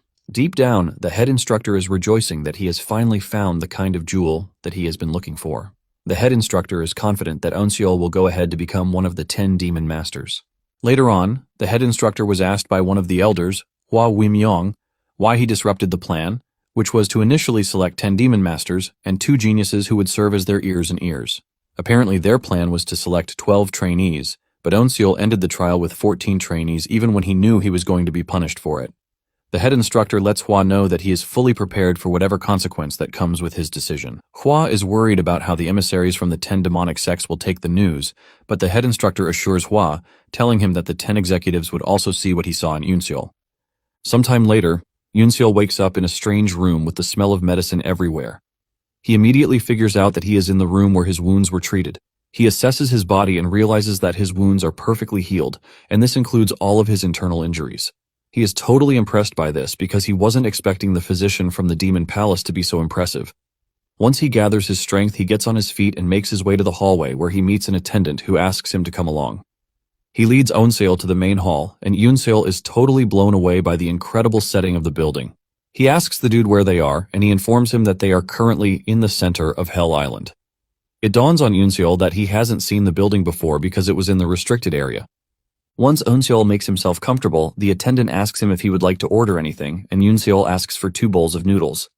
Moments later, the noodles arrived, and the reason he asked for noodles was that he had always enjoyed noodles with his grandfather. Just as he is about to start eating, Jinha shows up, teasing him about the 2 bowls of noodles in his presence. Not ready to be friends, Yoonseol asks Jinha what he wants, and Jinha takes a moment before thanking Yoonseol for saving his life. So Jinha admits that he would have died if not for Yoonseol saving his life. Yoonseol doesn't want to take credit for this, but Jinha explains to him that they were supposed to be 12 surviving trainees. However, the head instructor's decision to suddenly save him is why Jinha is also alive. Yoonseol is shocked to hear this, and he is even more shocked when he hears that he has been out for 4 days. Yoonseol thought he was just out for 1 day, and Jinha let him know that he was pretty lucky that the physician known as the Mad Physician was close by. Talking about the Mad Physician, he is considered the best physician, but after failing to cure his lover's illness, he became mentally unstable. Basically, he is considered a miracle worker who can save anyone as long as they are still breathing. Yoonseol feels honored by the fact that he was saved by the said physician. Without asking, Jinha decides to dig into Yoonseol's noodles while dispersing more information. He mentions that the killer demons are actually martial masters sent over by the 10 demonic sects. Apparently, the sects will be coming to pick their successors too. Yoonseol then asks Jinha if he has any idea why he was saved by the head instructor. Jinha replies that he was just about to ask him the same thing because the head instructor was really eager for Yoonseol to be one of the 10 demon masters. Jinha believes that Yoonseol knows the head instructor before, or his sect has something to do with it. Yoonseol then clears the air, saying he didn't know the head instructor before. When Yoonseol hears that the head instructor is being heavily punished for what happened, he starts wondering why a man whom he never knew stepped in to save him, and even risked being punished for it. Just then, a loud sound calls everyone's attention to the fact that the executives of the 10 demonic sects have arrived. The trainees immediately gather, and they watch as the aura farming executives enter the room. Without wasting time, the vice master of the necromancer sect, Bulsa, makes his move. He points to a dude named Yang Munho and asks him to join the necromancer sect. Yang is skeptical because he has always trained with a sword and has never held a spear before. Bulsa lets him know that this doesn't matter before he was born with a physique that is suited for the necromancy spear. Bulsa points out that Yang was unable to max out his potential while he was using the sword, and the spear would be the best choice for him. With these words ringing in his head, Yang quickly follows Bulsa. After Bulsa is done, another old man, Jok Yahan, steps up, and he is the vice master of the Hellish Blood Castle. Surprisingly, Jok calls upon Jinha to join the Hellish sect, and this shocks the dude. Jinha can't believe that Jok Yahan is seriously calling on him, who was known as the genius of the sword since he was a kid, to join the Hellish Blood Castle that creates poison artists. Jok explains that the scariest poison in the world is a poisonous heart. Apparently, before the third trial began, Jinha had used a girl from the martial office of the Hellish Castle to kill all the trainees, and after failing, he ended her life to make sure she stays silent forever. Jinha immediately cuts in to defend himself, saying the girl offered first. However, Jok lets Jinha know that he is not trying to blame him whatsoever because he appreciates the fact that Jinha is willing to kill many people to achieve his goals. Jok lets Jinha know that he cannot succeed in the Murim if he thinks that swordsmanship is his path. Jok is able to convince Jinha that his talent lies with the poison and not swordsmanship. After seeing how Onseol handled the sword, even though he just started learning, Jinha is convinced that he might truly not have the talent for swordsmanship. Because of this, he makes up his mind to head to the Hellish Castle, and Jok gladly takes him away. Just then, the strongest swordsman in the demon path, Wee Hyokgun, steps forward to make his pick. Wee is the most respected because he is the strongest, and the fact that he is from the Fire Rain Sword sect. Even Unseol can feel the pressure from Wee, and everyone else is on their toes because they are eager to see who he is going to pick. Wee shocks everyone when he calls on Unseol's name, telling him to follow him. Wee says he has heard a lot about Unseol, and because of this, he is excited to see what Unseol can do. Just as Wei turns around to leave, Unseol does the unthinkable by fearlessly voicing out that he is not interested in joining the Fire Rain Sword sect. Wei is forced to ask again just in case he is going deaf. Wei's rage bursts out as he cannot believe that Unseol just rejected a demon master. The aura from his body immediately sends Unseol to his knees, but Unseol manages to speak out, saying he has the choice to reject offers. Wei then asks him where he plans to go after he rejects his offer, and Unseol calmly says he would like to go to the Wandering Beast Pavilion. This only makes Wei even angrier, since the Wandering Beast Pavilion is considered trash and he believes that Unseol is trying to make fun of the Fire Rain sect. Wei continues to pin Unseol down with his terrifying aura, and Unseol finally realizes why he is regarded as the strongest swordsman in the demon path. Suddenly, Unseol feels a sense of relief, and when he looks up, he sees Sawu standing between him and the immeasurable pressure coming from Wei's body. This only makes Wei even angrier because he can't believe that a mere pavilion master is trying to stand in his way. The aura from Wei increases, causing Sawu a bit of discomfort, and he even reaches for his sword. Everyone watching this starts shitting their pants because they can't believe Sawu is really trying to unsheath his sword in front of the strongest man in the demon path. With a stern voice, Wei tells Sawu not to overthink his boundaries because he is close to Jin Gak. One of the vice masters quickly figures out that the trainees would all die if Wei gets mad and unsheathes his sword. He figures out that it is his job to quickly step in and make sure that the situation is diffused. Just as Wei is about to pull out his sword, the said vice master quickly steps in to push the sword back, while speaking to Wei in the most gentle way that he can. It turns out that the vice master is Dan Xian, and he is from the Wandering Beast sect. He urges Wei to let go of the matter just for his sake, and the rest of the elders present in the room subtly urge Wei to exercise patience. Wei takes a moment before finally making his decision, allowing the Wandering Beast sect to take Unseol under their wings. Sawu quickly tells Unseol that it is time for them to leave before Wei changes his mind again. Deep down, Unseol knows the energy he felt, and he can sense the fact that Wei was going to kill him if he hadn't been stopped. After leaving the demon palace, Sawu commends Unseol, saying he has improved, and Unseol heaps praise on Sawu's teachings. Moments later, they arrive at the Wandering Beast Pavilion, which appears to be a lively village. Unseol is shocked when he sees this because he was expecting a silent and serious environment, but everyone looks bright and happy. Dan notices the shock on Unseol's face, and he tells him that they are unlike the other sects because they prioritize self-sufficiency instead. Unseol notices that he can't see young people of his age in the area, and he questions this. Dan casually reveals that the young disciples they had either run away or died. thanks to their intense training. Dan then looks around, and he spots an old shack. He tells Eunseol that he will be staying in the shack, and if there is nothing that needs to be fixed in the shack, he asks him to get tools from the blacksmith, Wangul. After telling Eunseol where he needs to be, Dan tells Sa-woo that it is time for them to leave. Eunseol is surprised that Sa-woo is leaving, and he asks him if he is not staying in the village. Dan then explains that Sa-woo is just a secret pavilion master who has no right or power to stand up against the sword demon. Because he did that to protect Eunseol, he is going to be punished for it. Eunseol is shocked to hear this, but Sa-woo urges him not to worry himself because it is nothing but a light punishment. Sa-woo livens the mood by slapping Eunseol on the back, telling him not to fool around while he is away. After Sa-woo is gone, Dan tells Eunseol that he cannot call himself a disciple of the Wandering Beast Pavilion yet. Dan says Eunseol might have become one of the 10 demon masters, but this doesn't mean he is officially a disciple of the Wandering Beast Pavilion. The reason for this is that they don't accept weaklings as disciples of the Beast Pavilion. Eunseol then asks Dan what is required to be strong, and Dan casually says yes. Dan reveals that the sect doesn't have any stressful formalities like the other sects. Dan says the sect doesn't enforce a sense of belonging or an oath because all that is needed is to learn martial arts and become stronger. By doing this, he will be acknowledged as a disciple, and Dan lets him know that everyone in the pavilion is his mentor. However, it is still up to the masters to teach Eunseol what they know or not. The next day, Eunseol starts climbing a very tall rock known as the Iron Peak. Dan had told him the day before to climb the rock because there was someone waiting at the top who was going to teach him the best internal energy cultivation techniques. After struggling so hard and sweating gallons, Eunseol finally makes it to the top of the mountain. He is blown away when he sees a man who appears to be a monk waiting for him. The aura from the bald-headed man alone is enough to send him tumbling back, but Eunseol maintains his cool. He introduces himself to the man and states his business to him, and the man asks him if he is not satisfied with the cultivation technique he has learned already. Eunseol is confused when he hears this, and the man reveals that there is true qi emanating from his body. The man says the qi is so much that it appears Eunseol has been gathering it since he was young. Eunseol quickly clears the air, saying he has lived as a mortician all his life and has never learned any cultivation technique. The moment the bald-headed Saitama hears this, he reveals that there are only 2 possibilities for what Eunseol just said. It's either that Eunseol is a liar or he learned it in his dreams.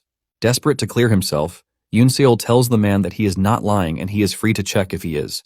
The man is curious about this, and he asks Eunseol if he is free to destroy all of his true qi, to which Eunseol says yes.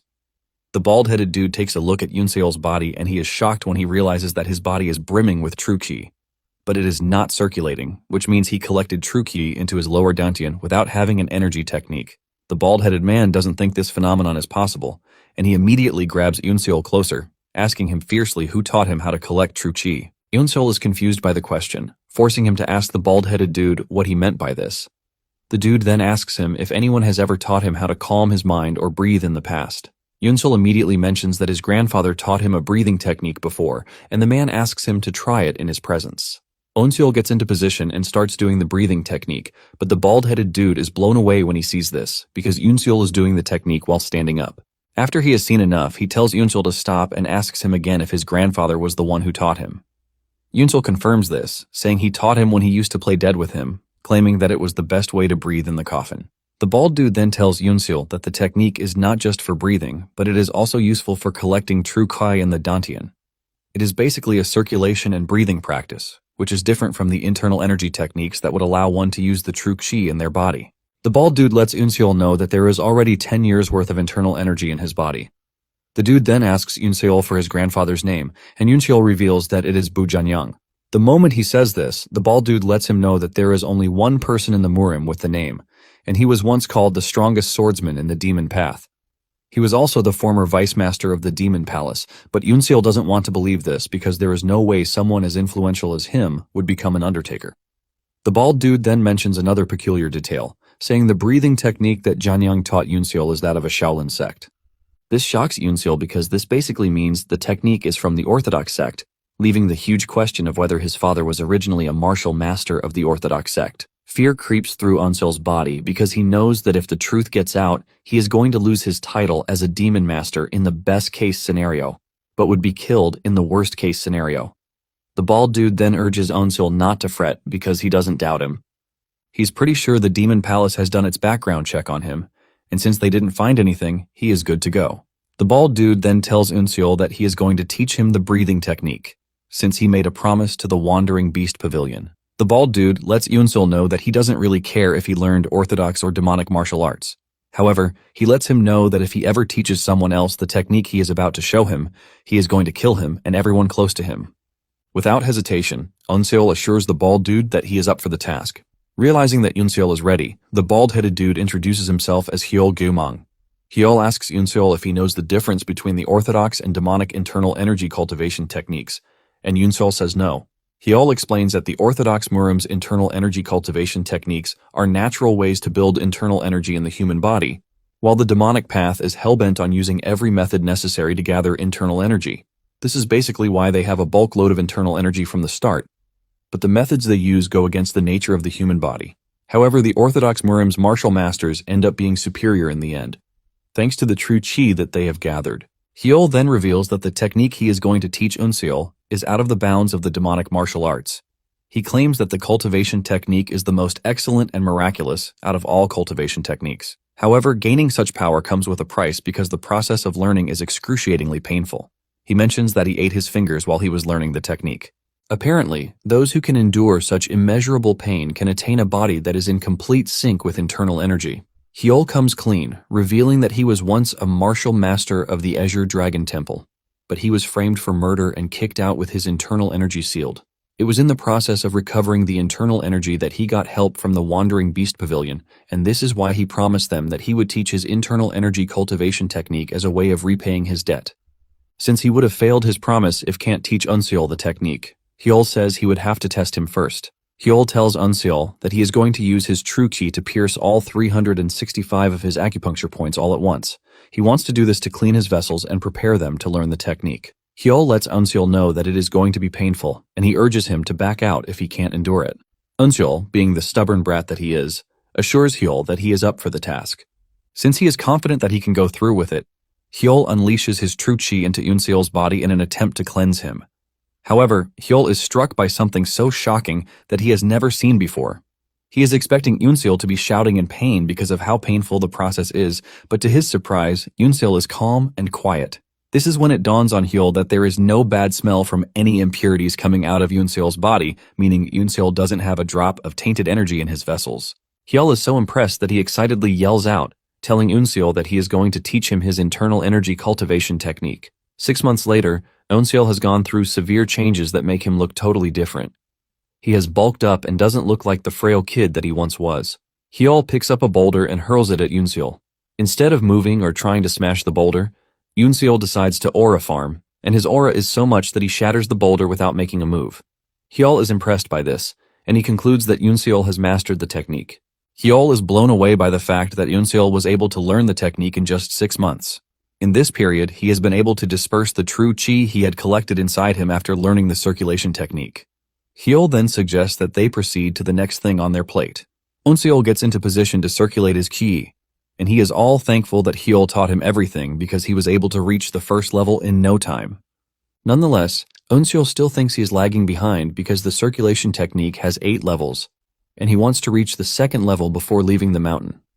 Powered by his immense determination, Yunsil is able to break through to the next level, shocking Hyol.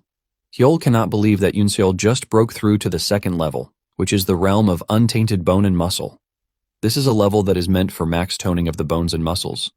However, these sudden changes put so much pressure on the body, and just as expected, Yunsil starts feeling the pain.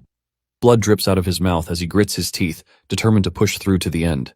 Hyol quickly rushes behind Yunsil to support him. He urges him to maintain a blank mind and focus on his goal. Hyol then notices that Yunsil's body is unable to restrain the true chi because of the sudden changes, and with the way things are going, he is just going to end up with severe internal wounds. Without hesitation, Hyol concludes that he has to use his life force to help Yunsil. He places his hand on Yunsil's back and fires his life essence into him to help him push through. By the time Yunsil is done, he realizes that his body is burning with so much energy, and when he turns around, he sees Hyol straining. Yunsil rushes over to check on him, asking him if he gave him his true ki.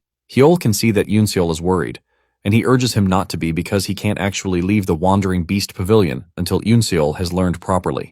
Yunsil is shocked to hear this as he realizes that Hyol is actually a caring person, even though he tries to portray the face of a tough guy. Yunsil is very grateful for his help, and he assures the man that he is not going to forget what he has done for him. However, Hyul urges Unseol to forget his existence. Unseol is shocked to hear this because it is the same thing that Sa-woo said to him during the competition.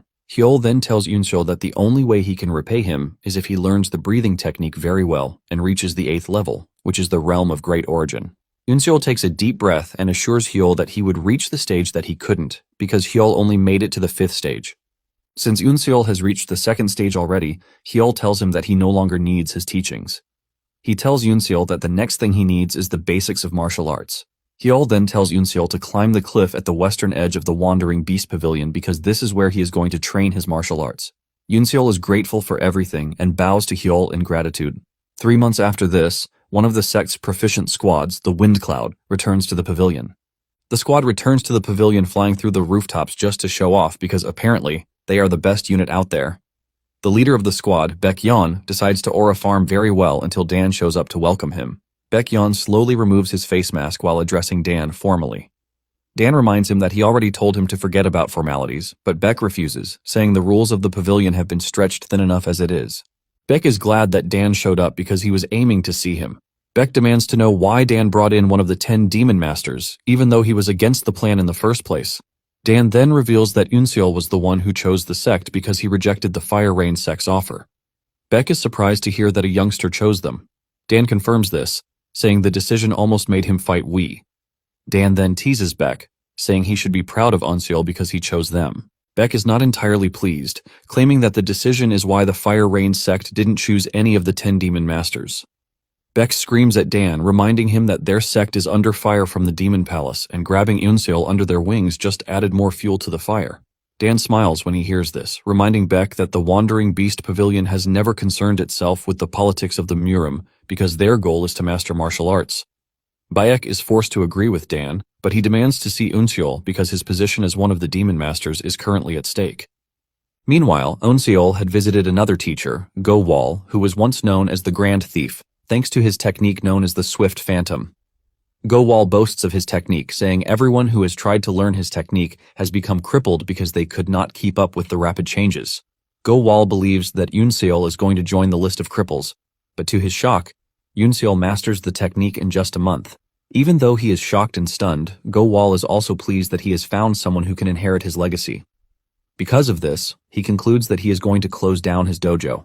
Go Wall tells Unseol that all that is left for him is to master the rest of the technique himself so he can use it in real-life situations. Later on, Baek and Dan decide to check on Unseol. They stand on a cliff, watching Unseol practicing the Swift Phantom technique. Baek confidently says Unseol has no chance, since the technique is a hard one to master. Baek's mouth is left wide open when he sees the way Unseol is moving, leaving him to ask if Unseol has been practicing the move since he arrived at the pavilion. Dan corrects this, saying Unseol has learned another technique when he joined.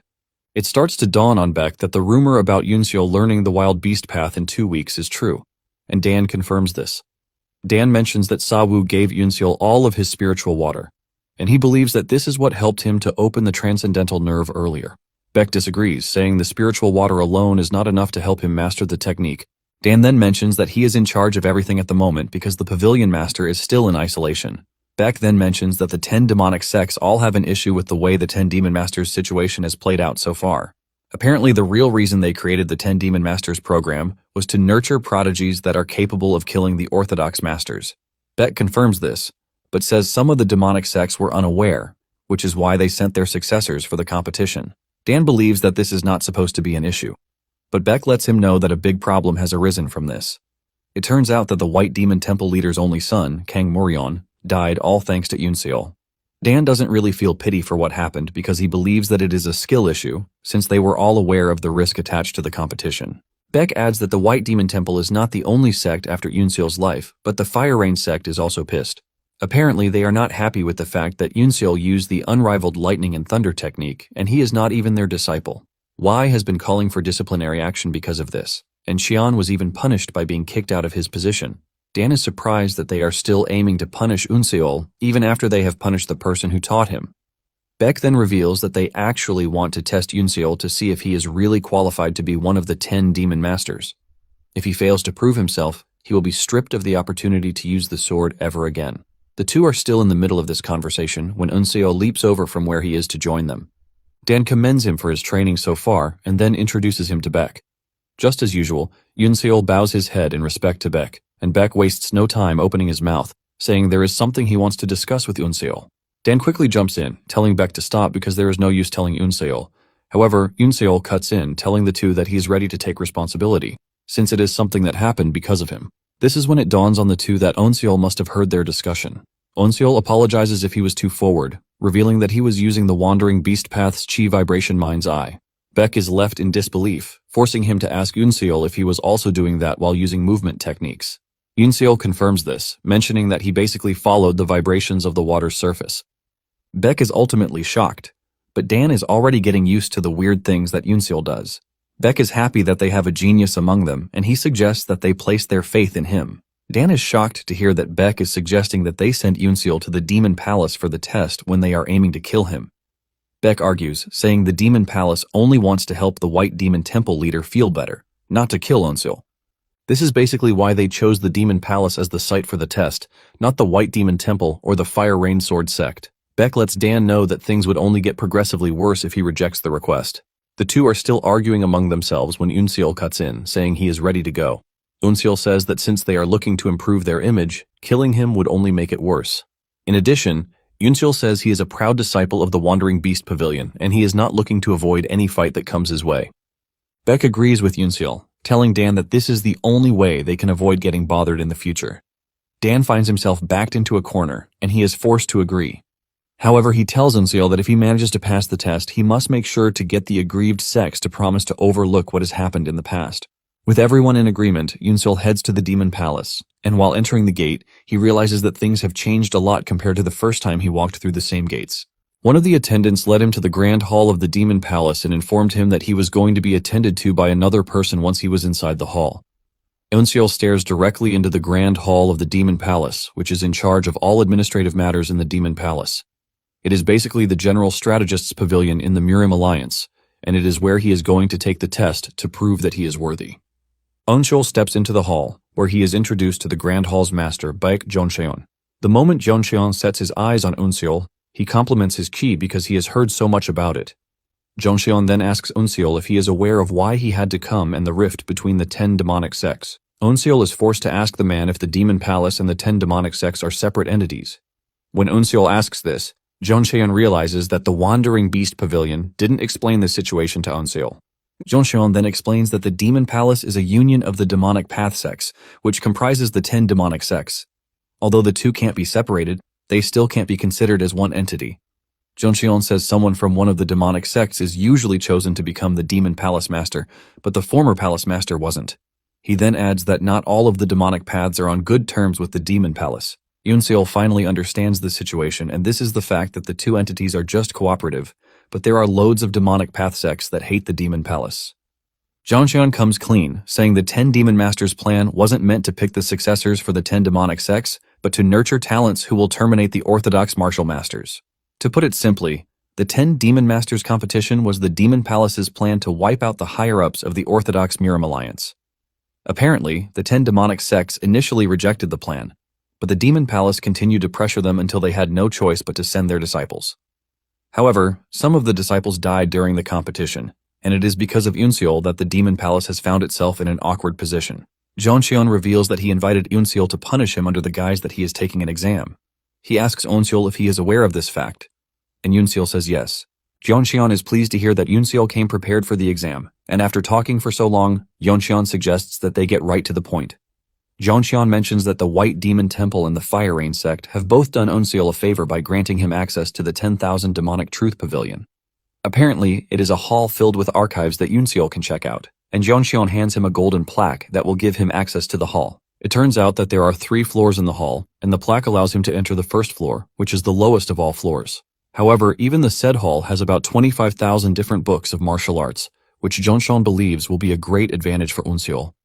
They are basically doing Yoon-seol this favor because there is a very low chance of him passing the exam, so they are trying to make sure no one says anything bad about them. After telling him all of these, Jeoncheon tells him that the exam is for him to endure 5 attacks from a martial master chosen specifically by the White Demon Temple. Jeoncheon reveals that the head instructor actually let go of his position to make sure that Yoon-seol went through in the competition. When Jeoncheon asked him why he did this, he simply replied that Jeoncheon would see very soon. Since the exam is coming up, Jeonshon says he is expecting to see what the head instructor meant by this. After receiving the plaque, Eunseol steps into the lobby, and this is when he runs into Jin-gak. Eunseol is surprised to see Jin-gak in the Demon Palace, and Jin-gak explains that he has a lot of connections inside the Grand Hall. Basically, he was the head instructor's assistant on Hell Island because he was substituting for the Grand Hall's master, who was absent during the time of the competition. Jin-gak then spots the plaque in Eunseol's hand, prompting him to ask if he is visiting the Truth Pavilion for the exam.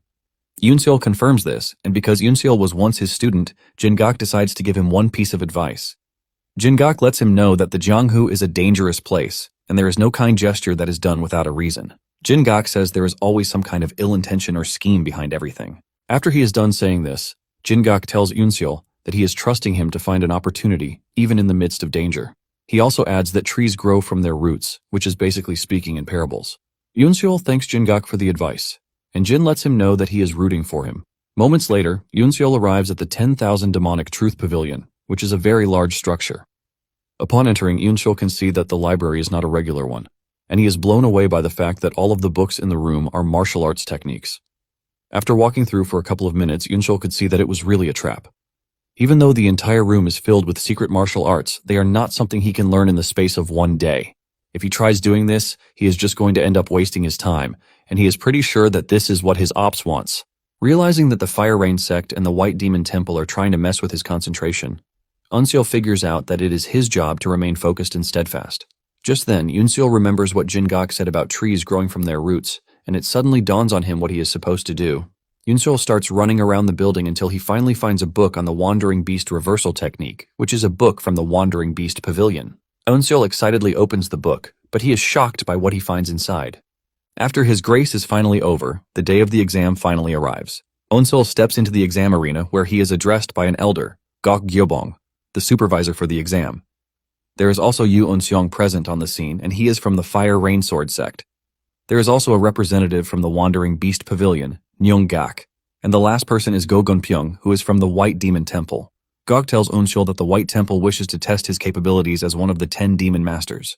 Gok then turns to the representatives of the Fire Rain sect and the White Demon Temple to ask them if they are going to let go of their grudges if Eunseol manages to pass the test. The two representatives excitedly tell Gok that they are never going to bring back the past if Eunseol survives the test. Since they are in agreement, Gok declares the test open. Go walks into the arena and tells Eunseol that he is expected to endure or block 5 moves from him. Before coming for the exam, Go had been given explicit orders to kill Eunseol. However, Go is empathic towards the Wandering Beast Pavilion's image, and because of this, he plans to relieve Eunseol of his arms on the 5th move. Go then makes his move, and Eunseol is blown away by the fact that Go just launched his attack without having to prepare, which shows how skilled the dude is. The attack aims straight for Eunseol, but he is able to jump backwards, ultimately dodging the first move. Without wasting time, Go makes his next move, and Eunseol soon finds himself being targeted by loads of branched attacks, forcing him to run through the arena just to try and dodge the move. Go is impressed that Eunseol was able to see through the move, which is thanks to his wild beast senses. However, Go lets him know that he is not in the clear, yet. Before Eunseol knows it, the 3rd move is already on him, and this one appears like the rain. The entire arena is covered with attacks meant to take him down. Because Eunseol is confused about what's real or not, he figures out that dodging everything would be better for him. Without hesitation, he kicks into overdrive in an attempt to dodge the attack. The attack finally hits, leaving a loud explosion. But when the dust settles, Go is shocked to see Eunseol standing with just a slight cut to his cheek. It turns out that Eunseol was able to dodge everything thanks to the swift phantom technique. Eunseol knows that he would have died if Go meant to kill him right after the attack landed. Go, on the other hand, is disappointed that he was not able to hit Eunseol as much as he wanted to, and with the way things are going, he might not be able to cut off his arms. Go then decides to get more serious as he cooks up the 4th move, the White Demon Heart Strike. The attack looks like a flash of light, leaving Eunseol isolated and scared that he doesn't have what it takes to dodge the attack. Without a doubt, Eunseol is pretty sure that he is going to die if he fails to dodge the attack. Eunseol then remembers the martial arts book that he found in the pavilion. He was shocked when he opened to see the book only to find out that the first few pages are dedicated to trash-talking the Wandering Beast Pavilion. However, the latter parts of the book detail the weaknesses of the Wandering Beast path. Eunseol figures out that the insults were in the beginning to make sure that only the disciples of the Wandering Beast path read it. Inside the book, Eunseol learns that as a martial artist, he is expected to use his senses and think. He is also expected to amplify the said senses when it is needed. Now that Unseol is in a dire situation, he follows the instructions of the books to amplify his senses just at the last minute. With this, he is able to dodge the White Demon Heart Strike technique, leaving everyone shocked right where they are. Go cannot believe what he is witnessing because even the martial masters of the White Demon Temple struggled to dodge the said attack. Go finally realizes why the Fire Rain sect and the White Demon Temple wanted Unseol gone. He has also seen that Unseol would only grow up to be a thorn in their flesh, and because of this, Go finally decides that Unseol needs to be eliminated. Go decides to use the very powerful technique White Demon Divine Serpent as his 5th move, aiming to kill Unseol once and for all. Unseol initially dodges the strike, but before he knows it, he realizes that the weapon is actually following him with the strong intent to send him to the afterlife. Apparently, the White Demon Divine Serpent is a very dangerous weapon because it doesn't stop until it sheds blood.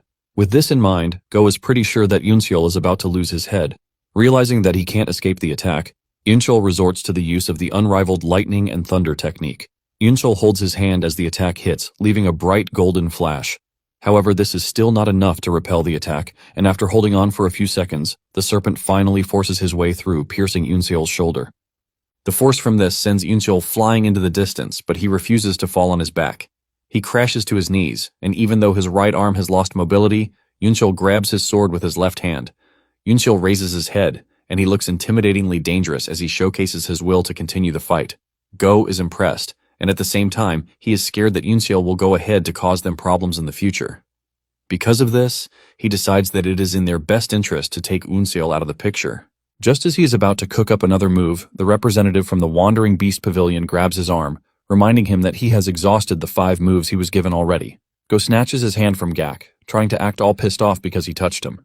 However, Gak responds with a fierce look, assuring Go that he has no obligation to honor the deal he made with the Demon Palace if Go is trying to be dishonorable.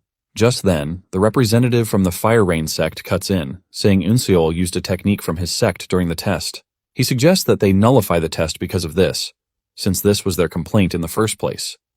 Gak immediately speaks up, telling the dude that he is already testing the waters because there is no condition where they said Unseol cannot use the unrivaled lightning and thunder technique. Gak then adds that Xion would have been proud that Unseol even used the technique. The representative is pissed when he hears this, as he believes that Gak is trying to ridicule his sect. Gak clears the air, saying, Go just used the most powerful technique of the White Demon Arts, but Unseol was able to repel it, using the unrivaled thunder technique. Gak says the only explanation for this is that the Fire Rain technique is superior to that of the White Demon Temple. The moment he says this, Gak immediately creates a rift between the Fire Rain sect and the White Demon Temple, since the Fire Rain sect cannot let go of an opportunity that crowns them as the superior sect. Because of this, the Fire Rain sect has no choice but to back off. Gak then informs everyone that the promise that was made will be honored. He declares that Unseol has now regained his title as one of the 10 Demon Masters, and he is also allowed to use the sword. After the declaration, Gak turns to Unseol's direction to tell him that he has proven himself. Just then, he notices how Unseol is staring at him. Gak goes close to help him rest up, and he realizes that Unseol had already fainted while he was still standing. Soon afterward, Unseol wakes up in a strange room again. He is shocked to see this, and he wonders why he keeps waking up in exclusive rooms. He then remembers the test, and he is worried that he might fail. He wonders what would happen if he fails the test. Since the situation is currently out of his control, he decides to sit down and circulate his chi in the meantime. While doing this, he realizes that he has a bulk load of true chi in his body, and he remembers Hyol's words telling him that he has 10 years worth of true chi in his system. Apparently, the chi would be more accessible when his acupoint is activated, and with what he is feeling inside him, he believes that the test has activated his acupoint. Before he realizes it, Unseol reaches the 3rd level of the reverse polarity cultivation technique, which is the realm that provides invulnerability to fire and water. Unseol is in the middle of this when an attendant enters the room, and she tells him that he is currently in the Demon Gathering Pavilion. Basically, this is where the Elder Pavilion Master lives. Unseol is shocked when he hears this, as he was expecting to have found himself in a medicinal hall, not the Elder Pavilion. Unseol starts trembling because he knows just how important and crazy the Elder Pavilion is. He is known as the Blood Demon, and he is one of the 3 demons and 3 venerables, who sits at the peak of martial arts. The attendant then introduces herself, saying she is Jin Seol, and the elder has asked her to bring Unseol to the inner hall. Unseol is even more concerned when he hears this, and Seol lets him know that the elder is waiting for him in the inner hall. On their way to the inner hall, they move through a beautiful garden that leaves Unseol mesmerized. He finally arrives at the inner hall where the elder is waiting for him. The elder serves him tea before congratulating him on passing the test from the Fire Rain sect and the White Demon Temple. Yunseol thanks the elder for his goodwill, and after drinking the tea, the elder asks him how the tea tastes. Yunseol answers honestly, saying he is not well versed in the tea business, so he can't particularly say this is how it feels. The elder wants to know more about Yunseol, but before proceeding, he introduces himself as Jokbung. Yunseol is left in awe because he can't believe he is sitting in front of the demon who swept through the Jianghu to kill countless orthodox martial masters. Yunseol knows that he might not have recognized the old man if he had not heard about him before. After Yunseol is done offering his greetings, the old man says he is a bit different from what he has heard. Even though Yunseol learned martial arts very late, his muscles and joints are actually flexible. In addition, he has good inner energy, and Yunseol explains that his grandfather taught him how to breathe properly while growing up. Bung then tells Yunseol that he brought him to his quarters instead of the medicinal hall because he would like to speak with him in private. Bung then makes a very serious offer, telling Yunseol that he would like him to come to the Demon Palace after he is done training in the Wandering Beast Pavilion. Bung says the Wandering Beast Pavilion might be part of the demonic sects, but they have a system that doesn't align with the other sects. Bung lets Yunseol know that after 3 years of coming to the Demon Palace, Bung is going to meet with the Demon Palace Master to induct Yunseol as a member of the Dark Heaven Squad. This is a big offer because the Dark Heaven Squad is the most elite squad in the Demon Palace, alongside the Heaven Slaying Squad and the Soul Annihilation Squad. Bung says the moment he joins the Dark Heaven Squad, his journey to become one of the higher-ups in the Demon Palace is already set. Bung then asks Yunseol what he thinks of the offer, and without even thinking for a minute, Yunseol rejects the offer, forcing Bung to ask him why this is. With a calm voice, Yunseol explains that learning the martial arts of the Wandering Beast Pavilion requires him to risk his life, and if there is a position guaranteed to him before he even starts, he is going to become complacent. Bung hears this and bursts into laughter, saying he absolutely loves Yunseol's response. Bung mentions Yunseol has the type of attitude that a martial artist is supposed to have. Just from laughing alone, Bung is emitting such strong waves that Yunseol can feel his insides twisting. Bung then tells Yunseol that he will continue watching him because he wants to see how much he will grow in the next 3 years. Bung tells Yunseol that he is going to see him again in the next 3 years, and Yunseol quickly figures out that Bung is already dismissing him. Yunseol thanks Bung for his time and then leaves.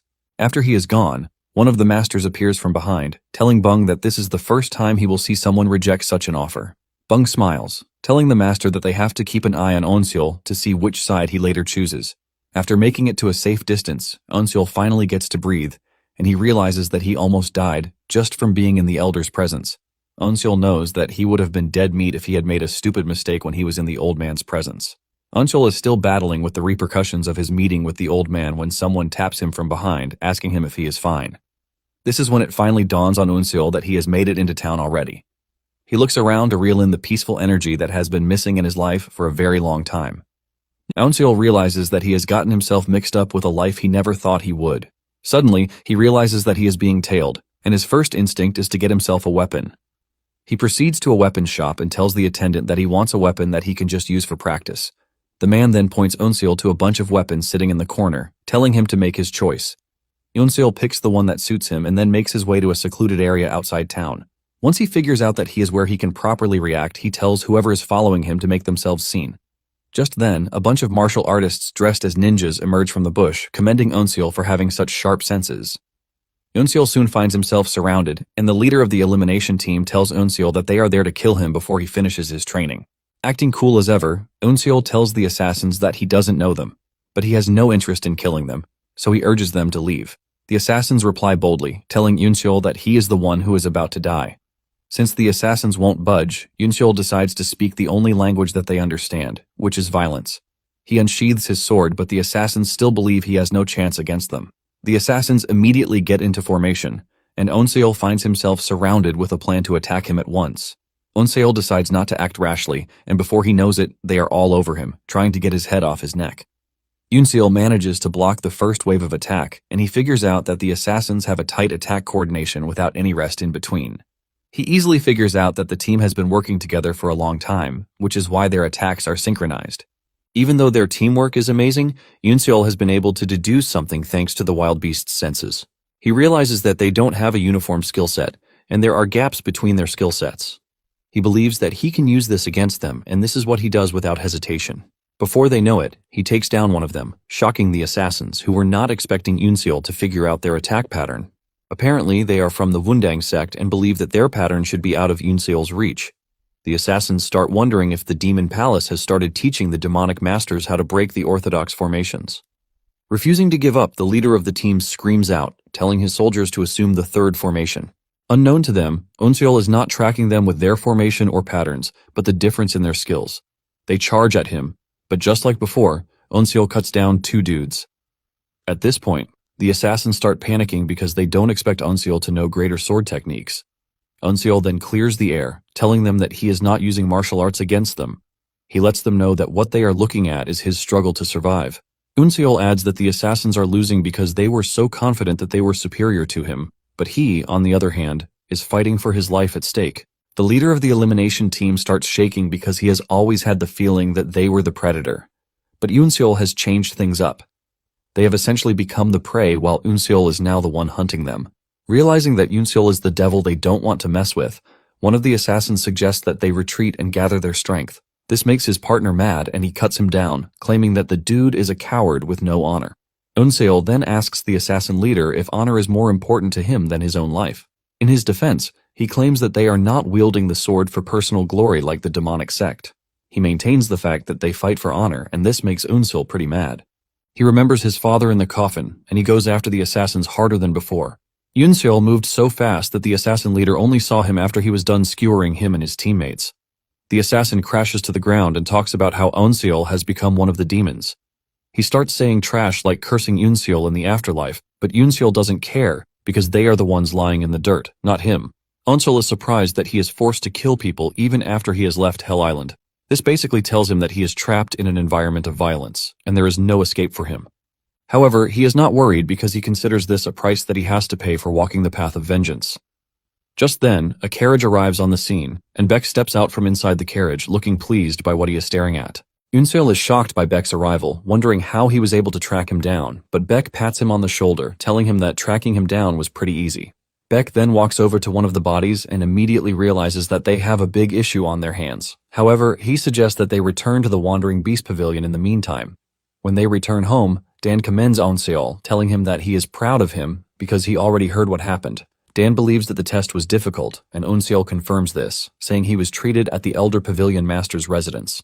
Beck and Dan are shocked to hear this because meeting the Elder Pavilion Master is no joke. However, Dan finally realizes why the Fire Rain Sword sect and the White Demon Temple acknowledge the results without argument.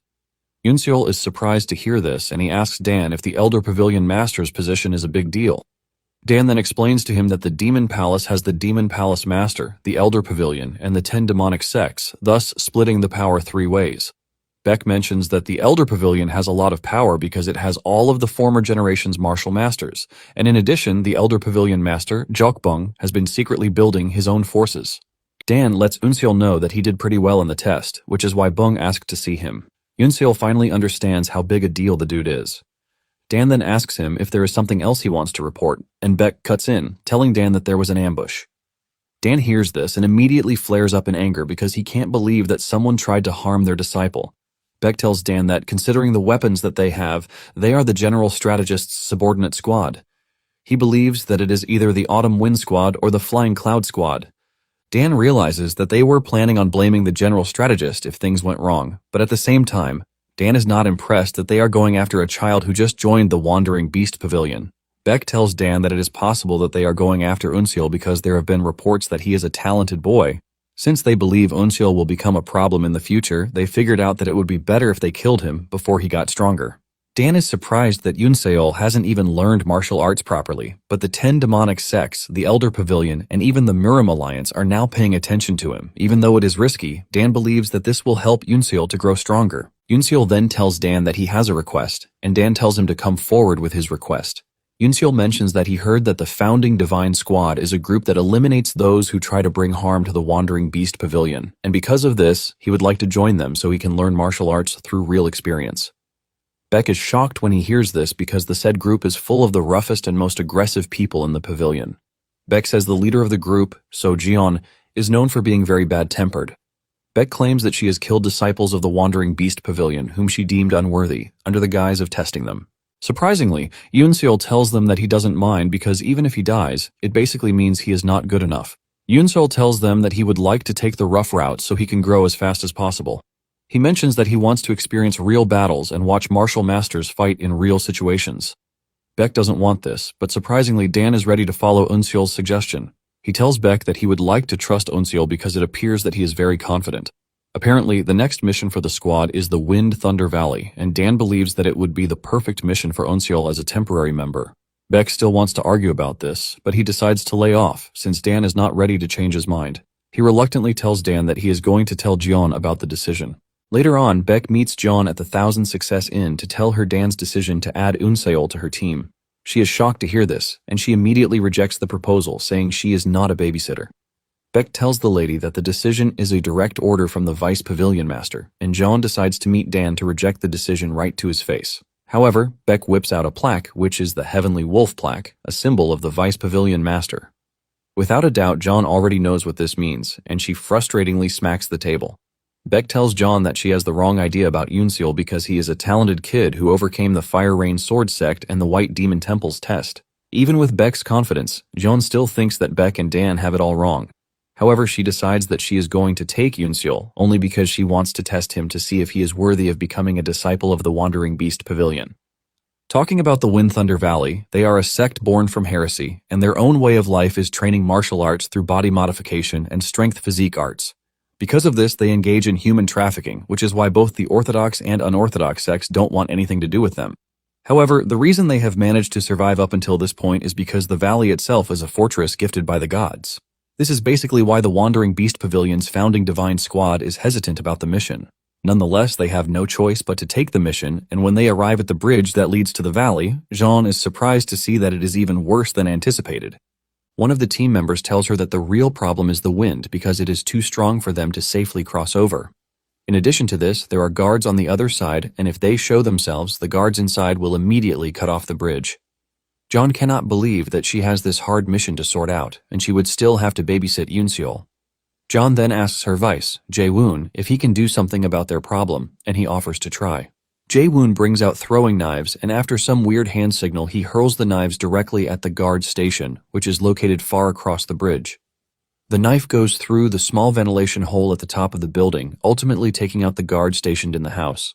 Eunseol is blown away when he sees this because it might appear like an easy skill, but what he just witnessed is the Body Blade Union, which he learned in the Fire Rain Sword Sect. With this, Eunseol realizes that Jae-woon is really skilled. They ask Jae-woon if what he did worked, and he confirms this, but says he would have to look around a bit more because there might be a hidden device on the bridge. Since Jeon is looking to prevent her squad members from dying, she decides to place the burden on Eunseol. She tells Eunseol to cross the bridge first, and he agrees without arguing. As he steps closer to the bridge, Eunseol realizes that the wind activity is really strong, and this would prevent him from maintaining balance.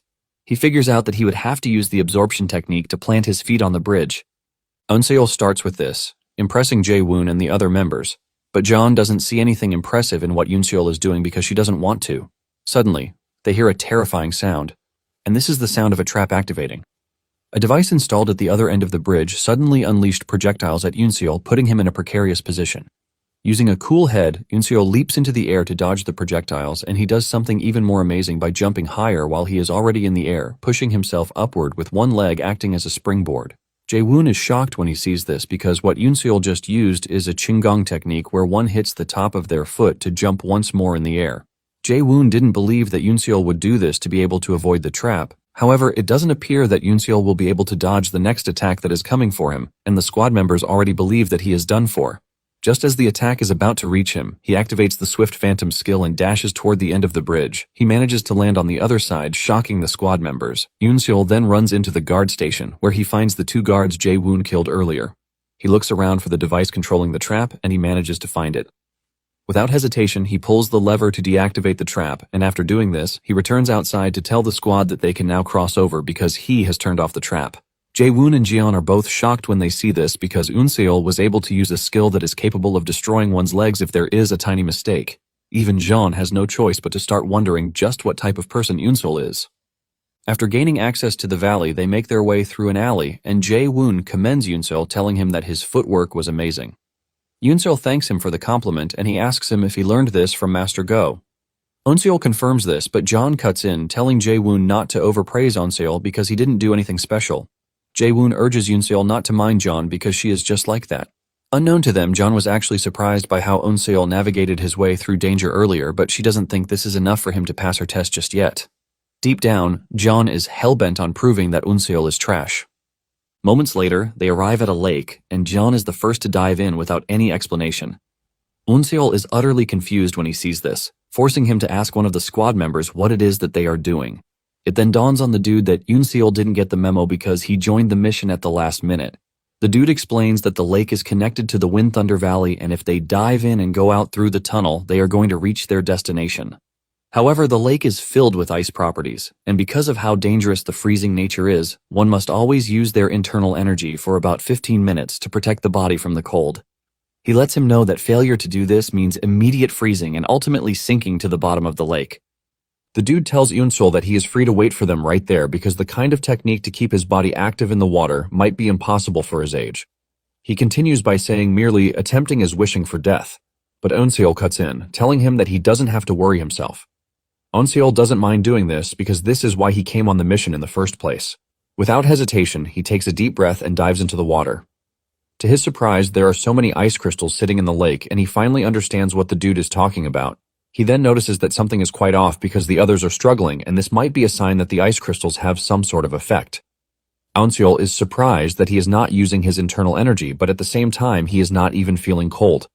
It then dawns on Unseol that he might not be feeling anything because he recently reached the realm of invulnerability to fire and water. Unseol admits that he didn't really think too much about the skill when he obtained it, but it is already coming in clutch. Unseol pushes through the cold water, and when he emerges on the other side, he finds the squad sitting and circulating their ki. Unseol, on the other hand, felt nothing, and he just walked up to them normally, shocking the squad. What is going through their minds is how Unseol was able to pull through without feeling anything. Even Jeon cannot believe that Unseol doesn't need any ki circulation because his internal energy is very stable, and she starts to realize that Dan might have sent Unseol to them for a reason. Nonetheless, John can't wait to see what Unseol has in him because the real test is just about to begin. Once everyone has recovered, John tells them that it is time to go. She motivates the team, telling them that their target is right in front of them and it is time to show them the power of the founding Divine Squad. The squad reacts to this pretty well, and moments later, a battle ensues between the squad and the enemy. The enemies have their shirts off as if they were maniacs, and dark veins run through their bodies, making them look even scarier. One of the enemies lunges at Unseol, trying to get his sword off his hands, but Unseol fights back, cutting the dude on the chest. The dude screams in pain but suddenly gets back into a fighting position with a smile on his face. He angrily swings his fist at Unseol, forcing him to dodge. It turns out that the enemies are called the Power-Seizing Demon, and they are basically a product of drugs and physical enhancements. They basically can't feel pain, and no matter how injured they are, they just keep attacking. This leaves Unseol wondering how he is supposed to fight someone like this.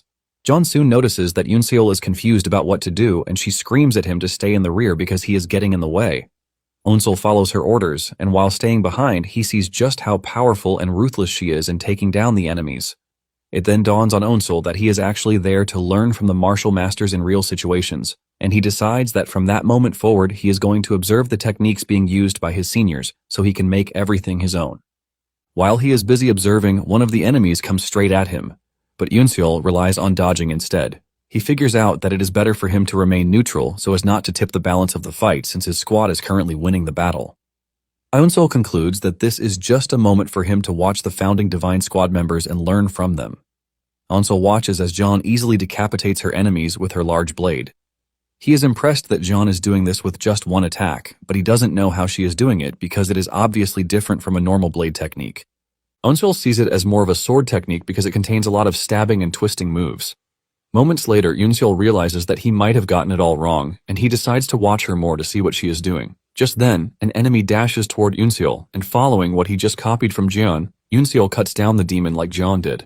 He realizes that it is not a set blade technique, but a skill where one has to change to counter the enemy's attack. Apparently, once a sword technique reaches a certain level of mastery, it is not restricted by forms and moves, and at that level, one is able to create an excellent sword technique with just the posture of the sword wielding. Unseol figures out that Jeon isn't actually using a sword technique, but focusing on the flaws of the demons and taking them down according to that. Unseol then decides to utilize what he just learned from Jeon, and Jeon soon notices that Unseol is trying to imitate her. Unseol closes his eyes, takes a deep breath, and waits for the enemy to rush toward him. Once the enemy is close enough, he delivers slashes to the enemy's body, but immediately realizes that the best he can do at the moment is 2 slashes, unlike John, who can easily operate on the level of 9 slashes. John sees this, and she is shocked to see that Eunseol was able to create the 1 attack, 2 slashes technique just by watching her. John cannot believe that Eunseol was able to do something that took her 2 years to learn. Eunseol, on the other hand, has figured out that he can't do more than 2 slashes, but at the same time, he already knows how it works. Since he has figured out John's technique, he decides to watch Jae-woon fight. Even Jae-woon notices that Eunseol has diverted his attention toward him after watching the squad leader fight. Jae-woon is confident that Eunseol won't be able to copy his martial arts because it is unlike that of the squad leader, which is fundamentally built on the beast path. Jae-woon is confident that he has nothing to worry about because he uses flying daggers, and there is no way Eunseol is copying this just by watching him for a bit. To show off a bit, Jae-woon takes on multiple enemies and systematically cuts them into bits just to show Eunseol that he doesn't have what it takes to copy his martial arts.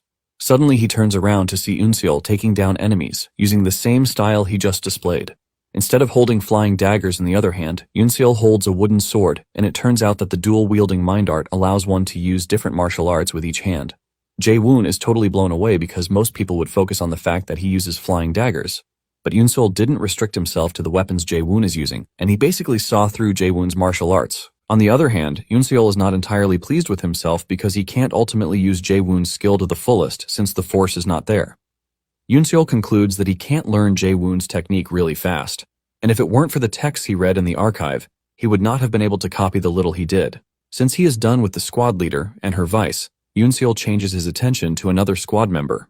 He watches the dude for a moment, and he realizes that the dude's blade is outputting so much force for just a simple move. Eunseol concludes that just watching it won't help him understand the technique, which is why he has to take another route. Eunseol then walks to the corpse of the enemy the guy just defeated to feel it, leaving the squad member to wonder what Eunseol is doing in the midst of battle. Moments later, Eunseol lets off an evil smile because he has figured out what he wants to, and just then, an enemy appears behind him. The dude believes that Eunseol is an easy target because he is not watching, but this turns out to be the dude's mistake as Eunseol pushes his sword into the dude's head before casually cutting the dude up like it is nothing. Eunseol figures out that whenever the dude makes contact with the enemy, he actually imbues his sword with true chi to maximize the force. With this, Eunseol believes that he has already watched those he wants to, and just then, the leader of the enemy squad shows up in a grand manner, threatening to wipe out Jeon and her squad. The dude hurls a purplish projectile at them, which turns out to be poison. Upon coming into contact with some of the squad members, they get affected, but Jeon quickly takes control as she charges toward the enemy while cutting down his poisons. In return, Jeon's slashes hit his body, forcing him to raise his hands to block them. From the corner of her eyes, Jeon realizes that Eunseol is still watching her, which is what he has been doing since the start of the battle. Jeon admits that she didn't want to acknowledge how impressive Eunseol is because he just started learning martial arts, and she was not ready to see past that. However, Jeon doesn't think she can continue with this, and with a smile on her face, she has no choice but to agree that Eunseol is impressive. When the enemy leader sees this, he gets pissed off because he can't believe that Jeon is seriously fighting him while smiling at the same time. The dude angrily hurls a more potent poison at Jeon, but Jeon easily blocks the attack halfway, dispersing it before it even has the chance to get to her. Jeon's sword reaches the dude's palm, and she delivers a powerful force into his body through his hand. The force is so much that it shatters every organ in his body, and he dies in that instant. Jeon casually tells her squad members to finish off the rest, since she was the one who took down the enemy leader. A week after they returned to the pavilion, Eunseol was left baffled. He figures out that he has been focused on learning martial arts without knowing the fundamentals. Eunseol knows that he recently reached a higher realm in his cultivation technique, but he wants to prepare properly before reaching the next realm. Because of this, he heads over to the mountain to see Hyol. Hyol is happy to see the boy, and he lets him know that he heard all about what he accomplished, but Eunseol gives him all the credit for what he's done so far.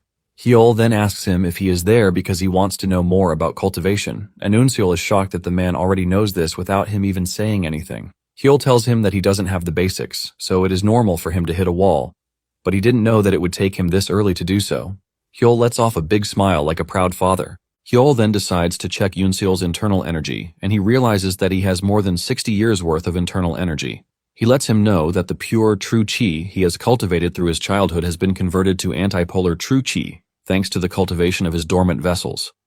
Since Eunseol is curious about martial arts standards, Hyol decides to explain them to him. He tells him that the peak realm is one above the first rate, where the body and internal energy have reached their maximum capacity. Apparently, going past that point and reaching the pinnacle of the martial arts that Yunseol has learned is the supreme peak. However, after this is called the ultimate divine realm, and once one reaches this realm, they are able to freely control both their body and spirit. In addition, one can also escape the restraints of internal energy and the limits of the human body. Unseol then asks if there is something else above this, and Hyeol says yes. He mentions that reaching the peak of martial arts and achieving perfection is what they call the infinite realm. Apparently, only the Miram Alliance leader and the Demon Palace master are the famous ones known to have reached the said realm. Unseol is blown away to hear that the two dudes who rule over the Miram are also the pinnacle of power. Hyeol explains that below these two are the 3 demons and the 3 venerables, then the 4 divines and 7 kings. Basically, all of them have reached the infinite realm. Upon hearing this, Unseol realizes that he still has a lot to learn, and Hyeol lets him know that there is still one realm, which is the highest realm, called the Divine Intent Realm. This is a realm where the martial artist becomes one with the beings of origin and knows the will of the heavens. It is basically a realm that no one has ever reached. Hyeol tells Unseol that what he just told him is currently out of his reach because, at the moment, he is at the beginning stage of the peak realm. Hyeol lets him know that since he has reached the 3rd realm of the reverse polarity cultivation technique, he will be able to produce body-protective true chi once he reaches the 4th realm. Hyeol tells him that once he is able to do this, he has reached the supreme peak realm, and once he reaches the 5th realm, he will be able to give shape to his internal energy. However, after this, once he reaches the 6th realm, his internal energy will endlessly circulate through his body, and in the 7th realm, he will have escaped the restraints of his body. Hyeol tells him that in the last realm, which is the 8th realm, he will obtain the power of great nature to have the authority to intervene in all living things. This sounds confusing to Unseol, and Hyeol admits that he doesn't have the knowledge to fully explain it because he only managed to reach the later stages of the 5th realm. However, since Unseol is curious about this, Hyeol believes that Unseol is finally ready to debut into the Jianghu. Unseol is shocked that Hyeol knows this too, and Hyeol tells him that he figured this out, since there is no way Unseol will be asking him if that wasn't the case. Unseol confirms this, saying he has learned that the real battles are how he can become stronger the fastest, which is why he wants to go to the Jianghu. It is basically more sensible to roam the Jianghu if he wants to get information on the dude who killed his father rather than stay in the Demon Palace. Since he is heading out to the Jianghu, Hyeol tells him that he is going to need information, and he urges him to find Wang, as he is going to tell him everything he needs to know. Unseol bows to the man, thanking him for his help, and Hyeol lets him know that the Jianghu is dangerous, so he should be careful. With a smile on his face, Unseol tells Hyeol to take care of himself. Moments later, Unseol arrives at the blacksmith shop to meet Wang Gul. Wang then hands him a book, and Unseol asks what it is. Wang replies that the book contains what he would like to know, and when he opens it, Unseol is shocked to find out that it contains the Jianghu's political situation and the information on each sect and their clan's traits. There is even intelligence on the renowned martial masters, and there is detailed information about the 10 demon masters. Unseol is totally blown away because what he is holding in his hand is too detailed for an ordinary blacksmith to know, which leaves him wondering how Wang knows all he does. Wang tells Unseol that he definitely will not face any issues once he reads all the information in the book, and he tells him to burn it once he is done with it. Unseol realizes that the dude might just be pivotal to his mission, and he decides to ask him a question. From this question, the two get to sit down to talk. Wang is surprised that Unseol wants to know about the ability to freely use one's bones and muscles to strike upward in a way to cleanly cut off a moving person's 2 hands using a lethal poison that causes flesh rot and poison corruption while equipping hidden weapons. Even Wang is impressed that there is someone who uses hidden weapons and even poison despite having such excellent swordsmanship. Wang then reveals that there is a possibility that this person is a spy who doesn't want to reveal their identity in the Jianghu. Unseol is shocked to hear this, because what Wang is saying is that the person is not a martial master of the demonic path. Wang confirms this, saying the person probably used the techniques he mentioned to hide his identity because he is not from the demonic path. Unseol is shocked to hear this, and it dawns on him that he also has to be wary of the orthodox martial artists. Since Wang said the killer left these traces behind to deceive others, Unseol wonders how it is that he is supposed to find the dude. Just then, Wang tells Unseol that he has a proposal for him. The two end up talking a bit more, and in the end, Unseol heads over to Dan's office to tell him that he would like to go out to the Jianghu. Dan is surprised to hear this, asking him if the experience he had with the founding Divine Squad was not enough. Unseol tells Dan that the experience he gained from the Divine Squad was valuable, but he believes that he needs more real-life situations in order to become better in his martial arts. Dan assures Unseol that he understands his drive, but at the same time he can't just let Unseol out because he is the Vice Master. Dan tells him that for him to be permitted to go out into the Jianghu, he must be affiliated with a hall or squad and even get permission from its head. Eunseol assures Dan that he is aware of this and what he wants is to join the Salvation Squad. Dan is shocked to hear this, and he immediately flares up asking Eunseol how he knows this. Eunseol replies that he heard this from Wang because he was the one who suggested that he join the Salvation Squad. Apparently they are the squad that deals with assassinations, kidnappings, and even the theft of important resources. Apparently they carry out missions that the Demon Palace doesn't officially recognize, and Wang is convinced that it will be a good opportunity for him to get what he wants. Eunseol also realizes that it would be easier for him to get info on the killer if he joins the squad.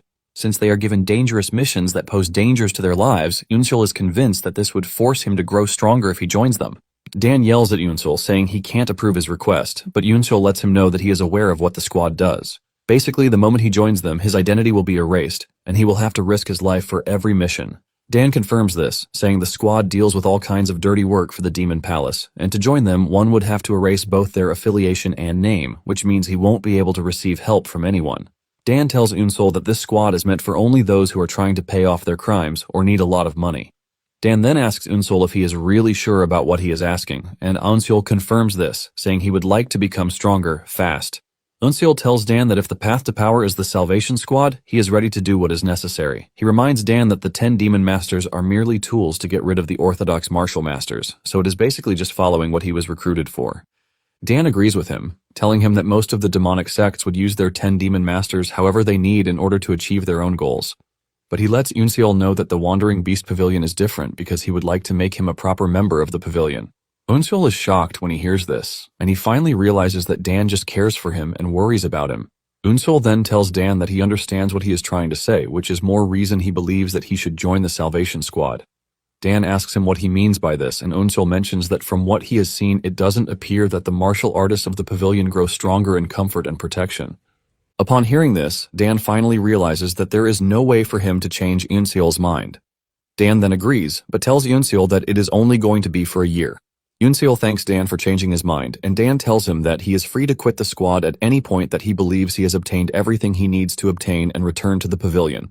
Dan then decides to tell him something, since he has made the decision to join the Jianghu.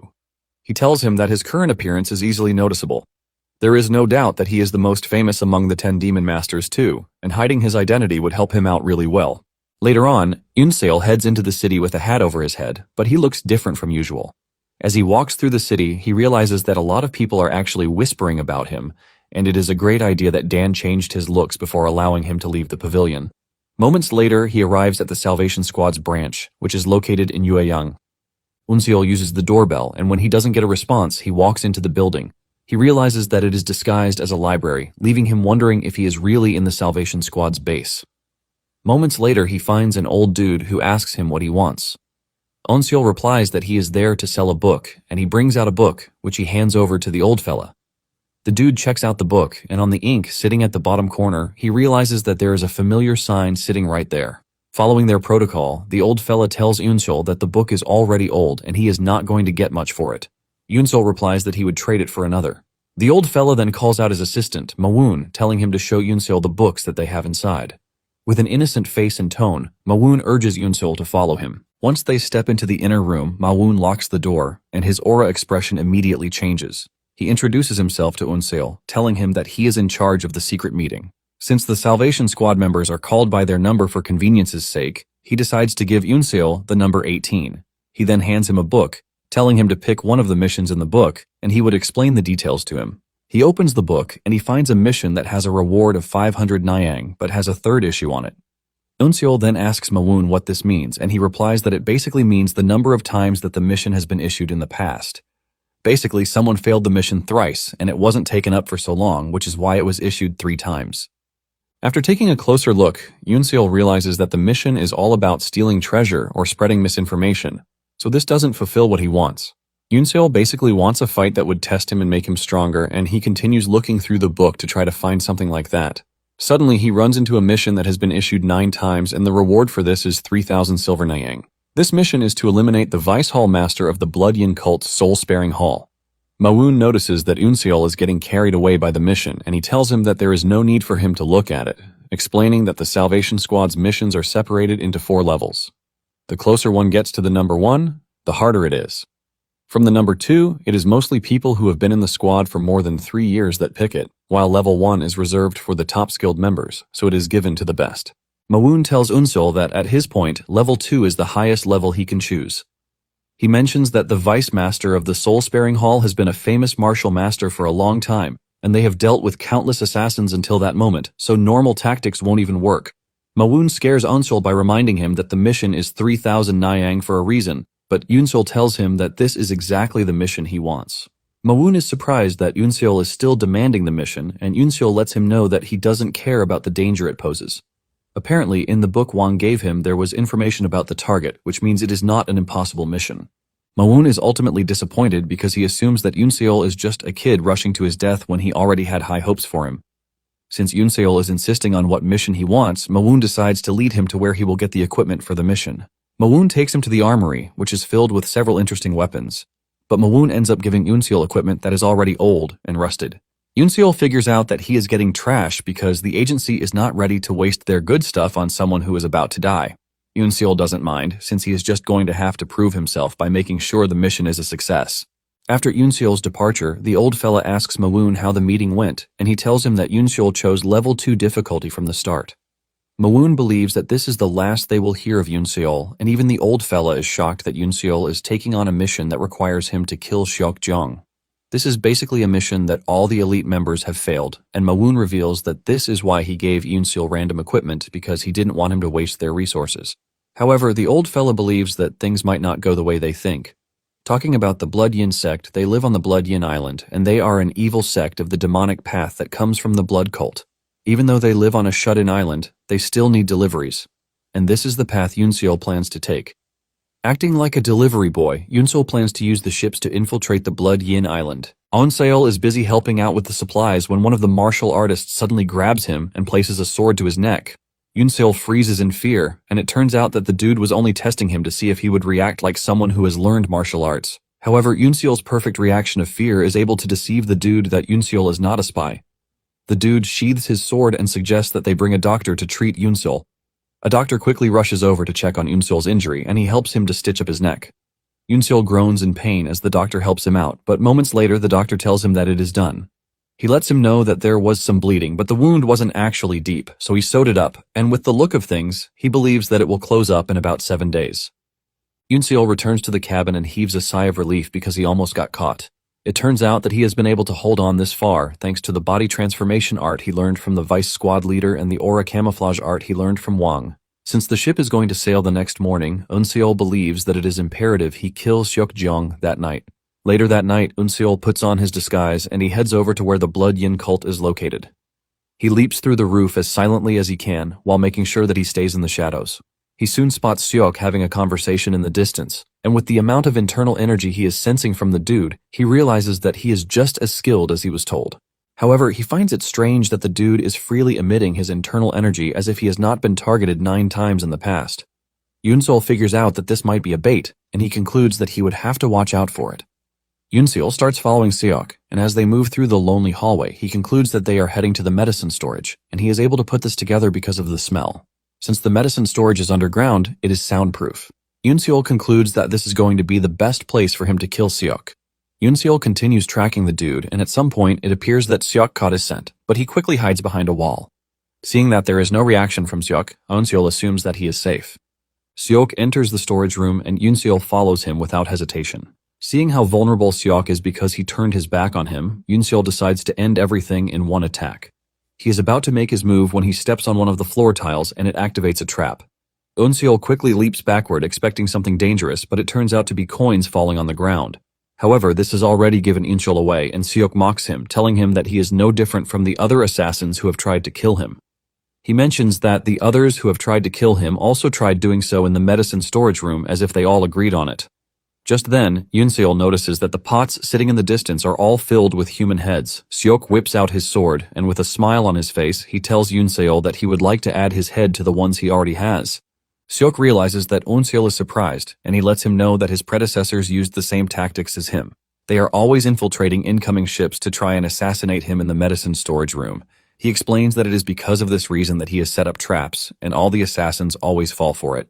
Unseol immediately realizes that this has been happening because of the lack of information among the Salvation Squad members. Since the mission is kept a secret, there is no exchange of information, causing them to keep falling into the same trap over and over. Seok then tells Unseol that he looks really young, and because of this, he is not going to use his favorite weapon against him.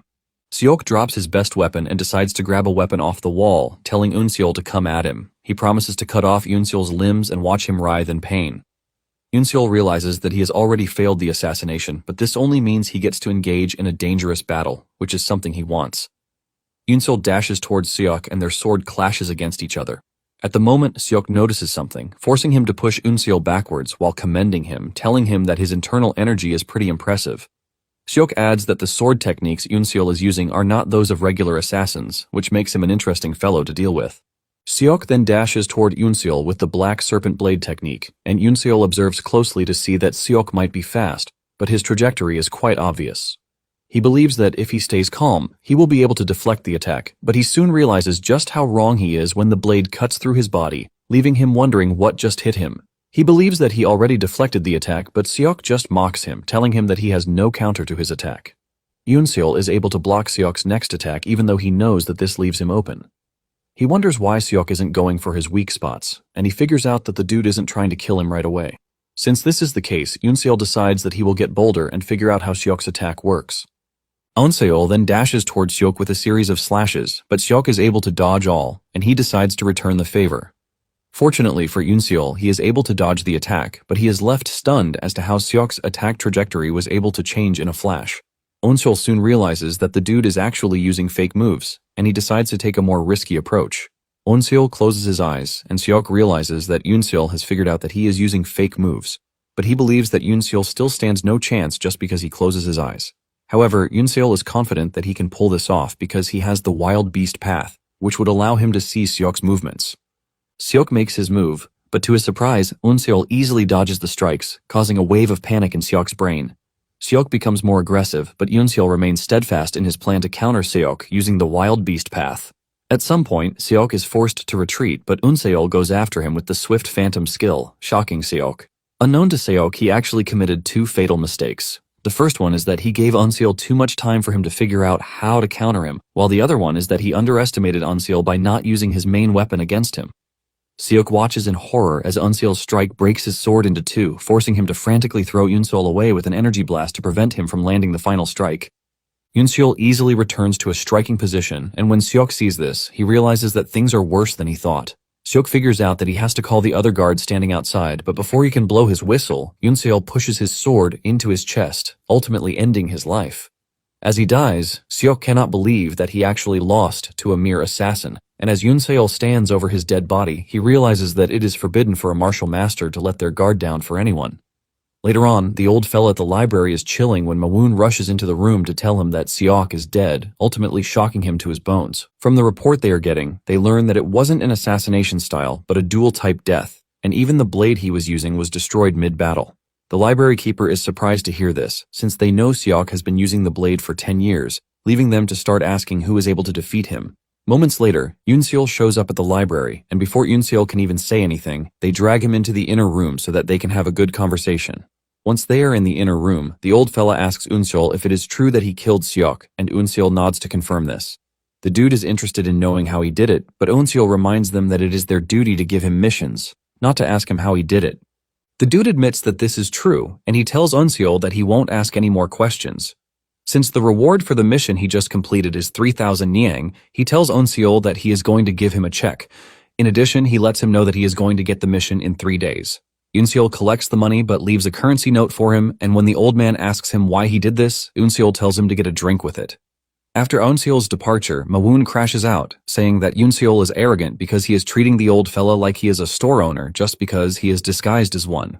Instead of raging, the old fella laughs out loud before telling Mawoon to start giving Unseol the most difficult missions because this will raise their branch's image. With this, he believes that they will be able to make it out of the trenches. 6 months later, Unseol has become a pivotal member of the branch, and the old fella is always happy whenever he sees him. Even Mawoon is always acting all nice, telling Unseol that the branch's future is looking brighter thanks to him. Unseol figures out that the two are acting much differently from before, as if they have something that they need to tell him. The old fella then tells Unseol that the higher-ups have been paying attention to him, and because of this, they have decided to directly give him a mission. Onseol is eager to hear what the mission is, and the moment he hears that it is to protect someone, he immediately turns around to leave, saying he has no interest in it. However, Mawoon grabs his shirt, telling him that the mission is considered the greatest difficulty, which means he would get 10,000 Nyang per day. Unseol reminds Mawoon that he doesn't need money, and Mawoon agrees to this, but urges him to reconsider. The library keeper also reminds Unseol that the mission is directly from the higher-ups, and if he turns it down, the branch might be closed down. Deep down, the dude is just begging for Onseol to take the mission. The old dude tells him that if he takes the mission, he will get all the support he needs, including all the intel that they get. Unseol finally reconsiders, and he asks the dude how long the intel will be coming in. He replies that it is going to stay indefinitely, and this makes Unseol finally take the mission, but he lets them know that it is just this once. After Unseol is gone, Mawoon screams at his boss, asking him if he has gone crazy for promising to give Unseol all the intel that he needs when they are not some personal intelligence organization. The old man tells Mawoon to shut his mouth, letting him know that once the mission is complete, they might actually get the chance to return to the Demon Palace. Mawoon is shocked to hear this, and he asks the old man if he thinks this is actually possible. The old man then tells Mawoon that he might not be able to tell him the details yet, but he has to know that the target of the mission is a very important figure. Later on, Onseol reports to what appears to be an expensive restaurant where he meets the target. He introduces himself as number 18, and he informs the target that he is there for the guard mission. The target appears to be a lady, but the old man sitting with her doesn't look too happy with the whole arrangement. He mentions that they have already said many times that they don't need a guard. The target ignores the old man's ranting and introduces herself to Unseol as So-ok. She also introduces the old man, who is considered her uncle, Woo Moonhwang. Unseol takes a closer look at the two and concludes that they are really rich because they are in an expensive restaurant, and Woo also appears to be a martial artist. Woo trashes Unseol, telling him that he won't get to do anything as long as he is there to protect So. He yells at Unseol, telling him not to get in So's way during her tour. Unseol can feel the pressure from the old man, but before things escalate, So cuts in, telling her uncle that he is not supposed to be rude to someone who is there to help them. So then asks Unseol if he is fine, and Unseol replies that Woo is obviously skilled enough not to need him. So then mentions that her uncle already quit his activities in the Jianghu long ago, and this is why the Demon Palace is concerned. Woo, on the other hand, doesn't think there is anything to be worried about. Onseol finally realizes why he was needed for the guard mission. Woo has stopped being a martial artist long ago, which means his instincts in detecting danger must have dulled, especially in an area that is foreign to him. Unseol figures out that it is his role to make sure that no problem occurs. So then asks Unseol why he is named number 18, and he reveals that this is a title that they get so that they can remain anonymous in the Salvation Squad. With a smile on her face, she concludes that she would also be calling Unseol Mr. 18. After this, So asks him if he has a fake face because he wants to remain anonymous. Unseol is totally shocked when he hears this because no one has ever noticed until that very moment. So then reveals that she has better eyesight than most people, and she could see that his facial muscles moved a bit unnaturally. The moment Unseol hears this, he figures out that So is no ordinary lady, which means she might actually be more important than he expected. So is still talking about how they plan to go on a boat tour once they are done eating, when Unseol cuts in, saying something is definitely off. He mentions that the people in the restaurant have been repeating the same conversation over and over again, which basically means one thing. Without a doubt, Unseol believes that everyone in the building is an assassin out there to take So out of the equation. However, Unseol is thankful that they are sitting in the corner, so there is no way the assassins would get to them from behind. Unseol is planning out his strategy when Woo cuts in, telling Unseol to stay out of the whole thing because he doesn't need him. Woo confidently tells Unseol that he is going to show him why he is enough to become her guard. Unseol is about to stop him when Woo dashes to the front to get the attention of everyone in the room. The assassins are shocked when they realize that Woo has figured out who they are. Nonetheless, they decide to attack him all at once. The first dude who gets close to Woo gets a taste of what it means to go up against a veteran martial artist. Woo slams his hand on his chest, projecting so much force into him that all of his internal organs are fractured. The dude dies on the spot, while those behind him get knocked to the ground. Unseol can't believe that Woo is able to do this much damage just from the force coming out of his palm. Unseol then admits that the dude is more skilled than he thought. The leader of the assassin squad screams at his subordinates, telling them to rush at Woo because there are only 3 of them there. They follow his orders and rush at Woo, but this turns out to be a futile attempt as Woo smashes his palm into the ground to release a massive force, throwing them off their balance. Once they are in a vulnerable position, Woo goes after them, taking them down one after the other. Suddenly, a blade comes flying towards So's location, but Unseol is there to protect her. He deflects the attack and he tells So to stay within 3 steps of his range. So acknowledges this, and before they know it, more assassins leap toward their position, but Unseol remains steadfast. Moments later, Wu clears out the assassins he is engaging, and he confidently walks back to where So is to ask her if she is fine. So says she is fine, which is all thanks to Unseol. Wu retorts, saying Unseol didn't do anything, so she doesn't need to praise him. With a stern voice, Unseol asks Wu if he is there to protect So, or if he is there to boast about his own skills. This pisses Wu off, and he tells Unseol that he is an arrogant kid who doesn't have the right to talk to him. Just then, Wu looks around, and he realizes that Unseol actually took down the assassins who got close to So. He finally admits that Unseol might actually be useful, and he reluctantly commends him. He then suggests that they return to the inn, but Unseol advises against this, telling them that the assassins might have positioned themselves there already. Unseol lets him know that this same thing might happen in the inn, so it is better that they hide until they know who is behind the attack. However, Wu argues against this, telling Unseol that the assassins are mere flies who pose zero threat to him. Unseol admits that the assassins are no threat to him, but he reminds him that they are there to protect So. Wu argues that this doesn't change anything because he only let down his guard for a moment, which won't happen again. Unseol then suggests that they disguise themselves at least, but Wu still refuses, saying there is no need to be scared. Unseol immediately figures out that Wu is not the type to be convinced, and he concludes that he is just going to go with what he says in the meantime. However, Unseol tells So to stay behind him the moment they enter the inn, because he is pretty sure that So is going to be in danger the moment they enter the inn.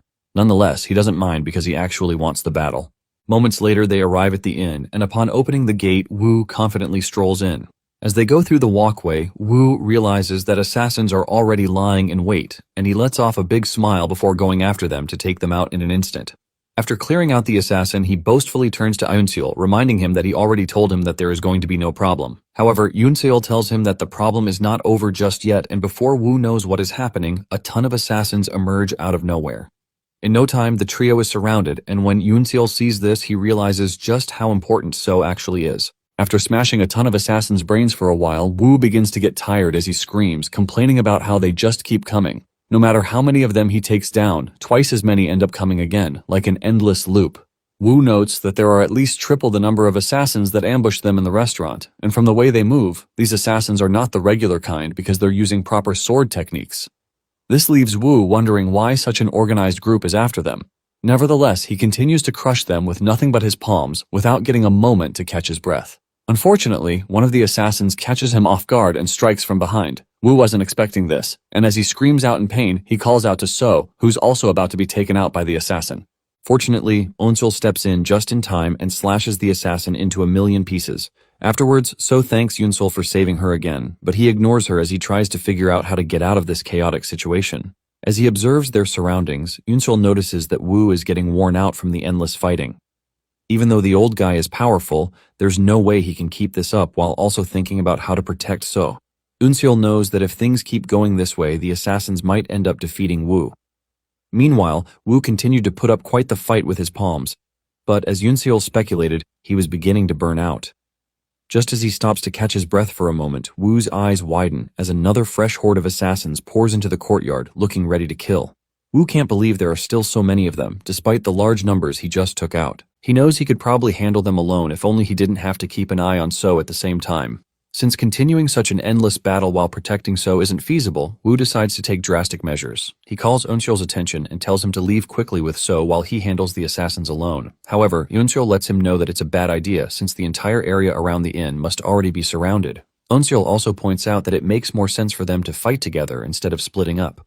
Unseol hopes they can hold out for just 2 hours until help from their side arrives. But Wu stands his ground and begs Unseol to just do as he says. Unseol quietly considers Wu's words, but So is against leaving Wu behind. However, Unseol ignores her, and after apologizing, he lifts So into his arms, leaving her flustered. Seeing they're ready to leave, Wu immediately takes out a bunch of assassins with his palm strikes to carve an escape path for Unseol. The moment the path is cleared, he orders Unseol to leave, and without hesitation, Unseol zooms off swiftly with So secured tightly in his arms.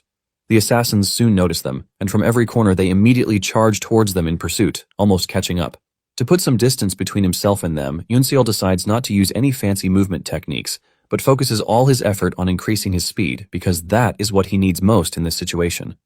The moment he figures this out, Unseol zooms off at the speed of light, leaving them behind, while So clings tightly to his chest. But just when he thinks they made it out safely, another group of assassins positioned in the surrounding area starts chasing after them.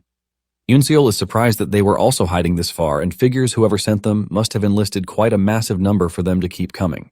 He then swiftly zooms off and a few moments later rushes into the Salvation Squad base. Mawoon and the leader of the base, Sang Ryang, are about to welcome their new guest when they realize it's Yoonseol carrying a lady. Sang asks Yoonseol about the situation, and Yoonseol simply tells him that they need to borrow a room. Both Sang and Mawoon misunderstand the situation, especially since Yoonseol came with such a pretty lady. Without waiting for their input, Yoonseol pulls So away, telling them that he'll be using the secret storage room. He then pulls the room's hidden mechanism and takes So into the secret room where he asks her to wait for him. So is visibly shaken as she worries about Woo, and she's about to ask Yoonseol about him when Sang and Mawoon rush in, asking Yoonseol to explain what is going on. Yoonseol simply orders them to patrol around the store and take out any assassins that try to enter. He explains that a large group of assassins is after So and is swarming around the surrounding area like bees. Sang and Mawoon are shocked to hear this, and since they said their lives depend on the success of the escort mission, Yoonseol decides to put them to work. He sternly tells them to fight like their actual lives truly depend on the success of the mission. After hearing Yoonseol's instruction, Sang remains calm while Mawoon tries to wrap his head around the whole situation. After a brief silence in the room, Sang makes up his mind to defend the store, knowing their return to glory truly depends on this last mission. The two men immediately pick up their weapons, happily deciding to defend the fort at all costs. Mawoon is even more excited that his death scythe will be drawing blood since it's been a while since they've seen any action. Before leaving, Sang and Mawoon happily introduce themselves to So, but before they can finish, So chimes in, saying she knows them. She recalls that they were famously known as the Gong Demon Duo. Even Yoonseol is surprised to hear this because he doesn't know much about these two.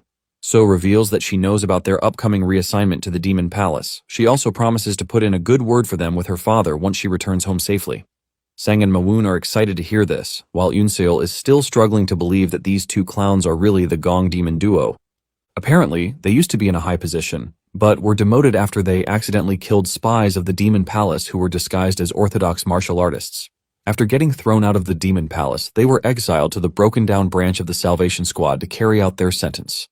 Mawoon and Sang light up as they thank So before enthusiastically scurrying off outside to fight for their future. So and Yoonseol watch the clowns as they jump out like jokers, telling So to rest well. Once they leave, Yoonseol also prepares to head out and warns So not to leave the secret room until he opens the door. Before he can step out, So stops him and expresses her fear about dying there. Yoonseol assures her that she won't die and vows to keep her safe no matter the cost. So is surprised to hear this, and she's greatly touched by his words. After a brief moment of silence, she steps closer, saying she has something to tell him. She then tugs at the back of his sleeves, telling him to remember what she's about to tell him in case she never makes it out alive. So then whispers into Yoonseol's ear, confessing that her last name is actually Dan. She reveals that her real name is Dan So-ok. Yoonseol is shocked when he hears this because that name belongs to none other than the most treasured daughter of the leader of the House of Demon Gathering, a powerful man who oversees the military forces of the Demon Palace. Despite being a powerful martial artist, his daughter, So, was unfortunately born with the absolute yin physique. This type of body makes it impossible for her to learn martial arts. But despite lacking in martial talent, she was chosen as the potential future overseer of the Demon Palace because she's extremely smart and intelligent. Yoonseol finally realizes that So is being attacked ruthlessly because she got dragged into the insane political struggles of the Demon Palace. Yoonseol confirms again, just to make sure she's truly the daughter of the House of Demon Gathering leader. So then begs Yoonseol to tell her his real name since all she knows about him is that he is referred to as number 18. Yoonseol is taken aback by her request, but he turns her down and promises to tell her later. Fearing this might be the last time she sees him alive, So refuses to back down. However, Yoonseol refuses to change his mind and promises to tell her once he returns after handling the situation. So has no choice but to let him go, though she is pleased that he promised to return. After closing the door to the secret room, Yoonseol cannot shake the strange feeling left by So's request to know his name. He struggles to understand why a girl of her status would care about the name of a nameless member of the Salvation Squad. Pushing the thought aside, Yoonseol destroys the mechanism used to open the secret room. If he fails, the assassins will have a much harder time getting through the door, buying time for reinforcements to arrive and rescue So. After destroying the mechanism, Yoonseol senses assassins nearing the door to the store. He had hoped that Sang and Mawoon could hold them back, but the assassins arrived faster than he expected. As he takes his position in front of the door, a voice from outside warns Yoonseol to surrender and be saved. They even urge him not to waste his life, but Yoonseol finds this dialogue rather amusing. He reveals that the only reason an assassin would be talking like this is that they're not sure they can win against him. Hearing this, the voice on the other end falls silent for a few seconds before angrily cursing Yunseol for being arrogant. The next moment, the door is sliced open as a group of assassins charges in, swearing to erase Yunseol. Despite the numbers, Yunseol remains calm and, with a single slash, cuts down the first line of assassins before effortlessly breezing through the rest. As more assassins pour into the store, Yunseol continues to fearlessly cut them down until every single one of them is slain, leaving nothing but a trail of blood and corpses behind. After slaying dozens of them, Yunseol tries to catch his breath, but he curses under his breath as he senses another person in the room. He thought he defeated every single assassin that came in, but one was still lurking behind in the shadows. Suddenly, a voice echoes from behind the door, commending Yunseol for detecting his presence. The moment he steps out, he questions where a powerful guy like Yunseol came into the mix. He explains that he would have put his plans on hold if he had known about Yunseol's existence next to So. From his tone, Yunseol can tell that his presence definitely ruined this dude's plan. He figures that their plan to assassinate So was probably set in motion before he joined the Salvation Squad 6 months ago. This guy then advises Yunseol to back off and promises to let him walk away with his life intact. The masked dude assures him that he's not trying to negotiate just because he's scared of losing to Yunseol. The whole time, Yunseol quietly listens as he takes a battle-ready stance, despite looking completely wiped out. After the dude's warnings, Yunseol observes him for a while before firmly yelling that he won't let the dude pass through him. The guy is impressed by the pressure coming from Yunseol and praises him for having decent internal energy for an assassin. Feeling overly confident that Yunseol is beneath him, the guy decides to let him make the first move as a way of being magnanimous. As he raises his sword, Yunseol recognizes that this dude is not an assassin because his stance is unique, and for him to remain calm while proudly talking about who should make the first move means he's not just some ordinary dude. Yunseol can't help but wonder why someone like him is here since he's not an assassin. Still, he charges towards the dude, hoping that making the first move can give him some type of advantage. But to his shock, the masked dude uses a heavy sword technique to counter Yunseol's move. Yunseol is amazed by how powerful the man's heavy sword technique is and knows he can't blindly clash head-on with him. If he does, his sword will instantly shatter, putting him in a very dangerous situation. The only way for him to face this is to counterattack with a heavy sword technique. Yunseol first manages to deflect the guy's first strike, which surprises him that Yunseol was able to evade his attack. He even commends Yunseol's technique, but points out that this move shows that Yunseol doesn't have the means to properly block his attacks. He charges forward again to deliver another strike, which Yunseol deflects again. But what he doesn't know is that Yunseol also possesses a heavy sword technique. Since this dude looks down on him as a mere assassin with some tiny bit of inner energy and no skills, Yunseol decides to take advantage of this. He plans to bide his time until the guy uses a powerful attack to show off his superiority. Yunseol reasons that his opportunity will come while this dude is flaunting some flamboyant moves. A few moments later, Yunseol returns to his position and notices a sword still lodged in the back of one of the fallen assassins. Believing that Yunseol has been doing nothing but dodging and deflecting in an attempt to stall for time, the masked assassin decides to end the battle with a single powerful strike. As the assassin leaps into the air, determined to deliver the finishing blow, Yunseol puts his plan into action. In one swift motion, he pulls the sword from the fallen assassin's back and grips it in his free hand. He intends to use the essence of the dual-wielding mind art, a technique he learned from a member of the founding divine squad of the Wandering Beast Pavilion. Charging toward the masked guy, Yunseol attacks with both swords simultaneously. With one hand, he unleashes team leader Jian's Heavenly Overlord Ultimate Blade Momentum, while with the other, he executes a powerful heavy sword technique. The two attacks converge as he meets his opponent head-on, their blades colliding in midair with overwhelming force. The masked assassin is caught off guard by Yunseol's unexpected counterattack. He still manages to land his strike, but he does not emerge unscathed. Although his injuries are far less severe than Yunseol's, the exchange leaves him shaken. He is especially surprised that Yunseol actually wields a heavy sword technique. He quickly realizes that he had fallen right into Yunseol's trap, allowing his own carelessness and pride to be exploited. Had he not instinctively expanded the range and power of his heavy sword technique at the last moment, Yunseol's attack might have severed his head entirely. That realization leads him to the conclusion that Yunseol cannot be allowed to stay alive. However, as he prepares to deliver the finishing blow, he senses a powerful aura rapidly approaching the store, which he immediately recognizes as Wu's. Without hesitation, he decides to abandon the attack and retreat. This is because while Yunseol is an easy target, Wu is an entirely different matter. He knows that there's no guarantee of victory against someone of Wu's caliber, and engaging him in battle under the current circumstances would be a reckless gamble. Although furious, the dude is unwilling to take that risk. He says Yunseol is very lucky today, but promises that he will return one day and finish him off slowly. Using the little strength he has left, Yoonseol replies that the dude stole his line. The response amuses the masked man, and before disappearing he says that he will be looking forward to Yoonseol's revenge. Even after the masked assassin vanishes, Yoonseol remains standing for a moment before finally collapsing. He recalls the overwhelming pressure the masked man released just before leaving and wonders if he had been hiding his true strength the entire time. Putting the thought aside, Yoonseol heaves a sigh of relief just as the secret storage room finally opens from the inside. When So sees him on the floor, she rushes over to check on him and blames herself for his current state. She begs him not to die on her, but Yoonseol simply scolds her for ignoring his warning to stay hidden until he opens the door. So bursts into tears as she explains that she came out because she was worried about him. Yoonseol is moved by her words and finally tells her his real name as promised. So is puzzled for a moment until he reminds her about their discussion before he left the secret storage room. He then repeats his name, just in case she didn't hear him clearly the first time. After hearing his real name, So stares at him for a brief second before happily promising to remember both his name and his real face. Hearing this, Yoonseol touches his face and realizes that the body transformation technique he used to change his face has worn off, revealing his true face. Even though he looks like shit at the moment, So is still captivated by his looks. A few minutes later, Yoonseol struggles to sit up and tells So to give him a hand. Just as So is about to pull him up, Woo barges into the store, asking if she's alright. He suddenly stops in his tracks in shock when he sees the pile of assassin corpses lying in the room. He can't believe Yoonseol single-handedly took down this many assassins. After musing over the incredible sight, he rushes into the next room to make sure So is safe. He immediately falls silent when he sees her with her arms around Yoonseol. Realizing how Woo could misunderstand this as a compromising position, So quickly pulls away, stammering. She awkwardly assures Woo that she's fine thanks to Yoonseol's protection. Just then, Sang and Mawoon rush into the room, weapons up, claiming they came to help. Sang explains that they did their best to hold off the assassins, but a few of them got away and headed towards the store, so they came to help. Before he can finish speaking, Sang realizes that everyone in the room is staring at them like clowns. Seeing that they're a bit late to offer any help, Sang and Mawoon shut their mouths, wondering why the room is so tense. Woo then walks up to Yoonseol and commends him for protecting So.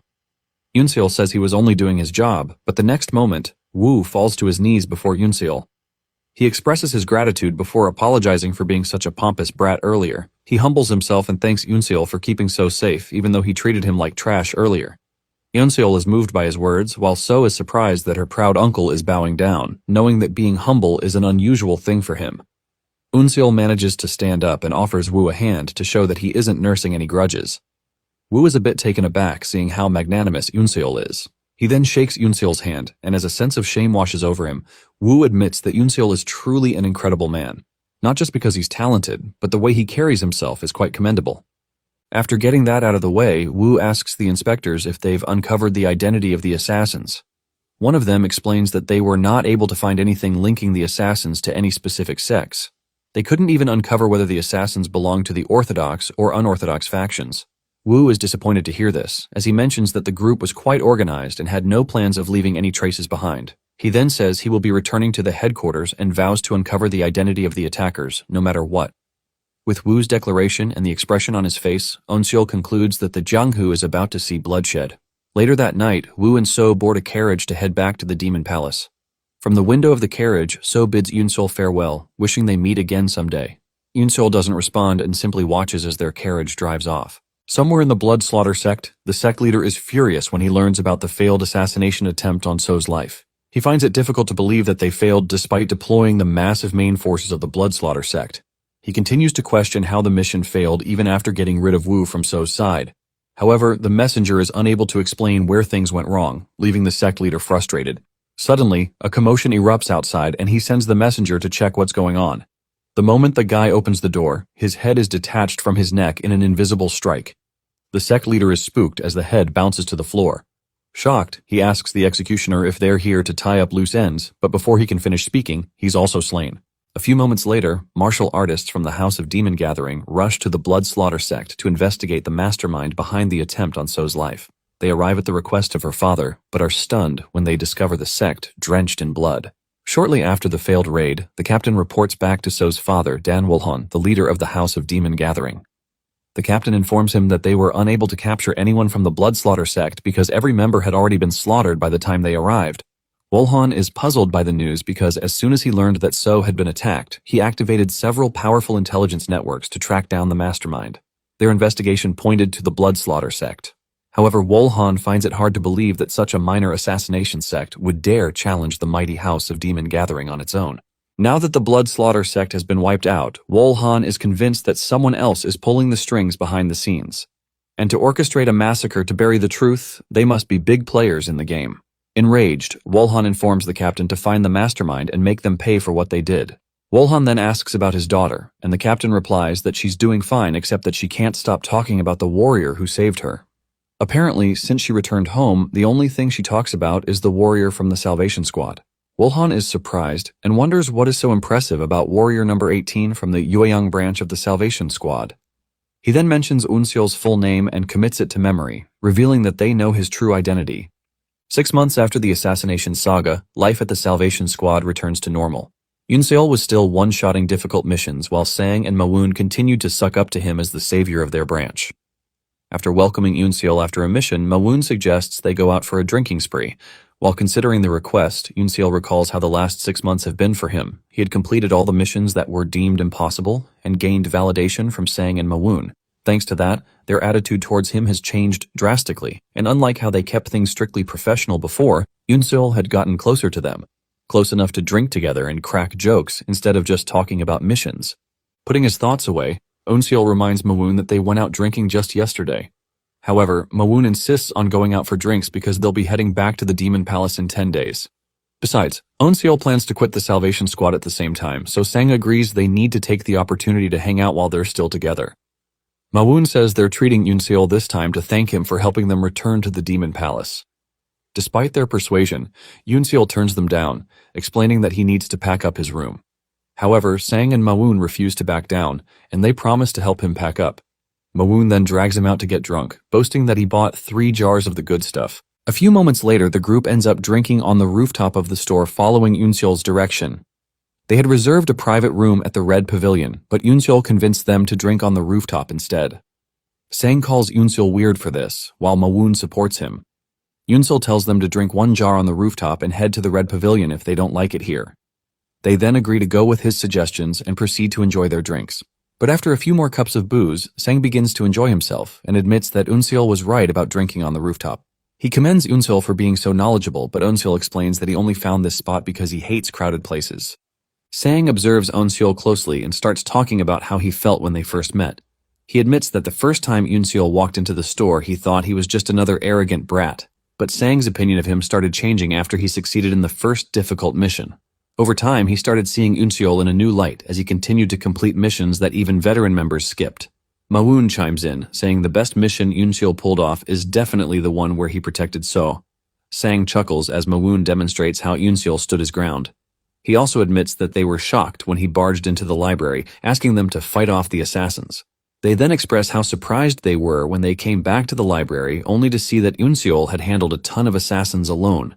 As Sang thinks back to all the things that have happened since they met Unseol, he suddenly becomes emotional.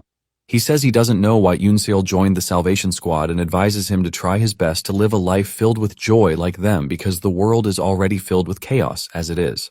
Sang also tells him to come to them whenever he wants to let loose. Moved by his words, Unseol agrees, even though the whole emotionally cringeworthy speech isn't his thing. Sang continues to stare at him, making the atmosphere awkward for Unseol, who avoids his gaze.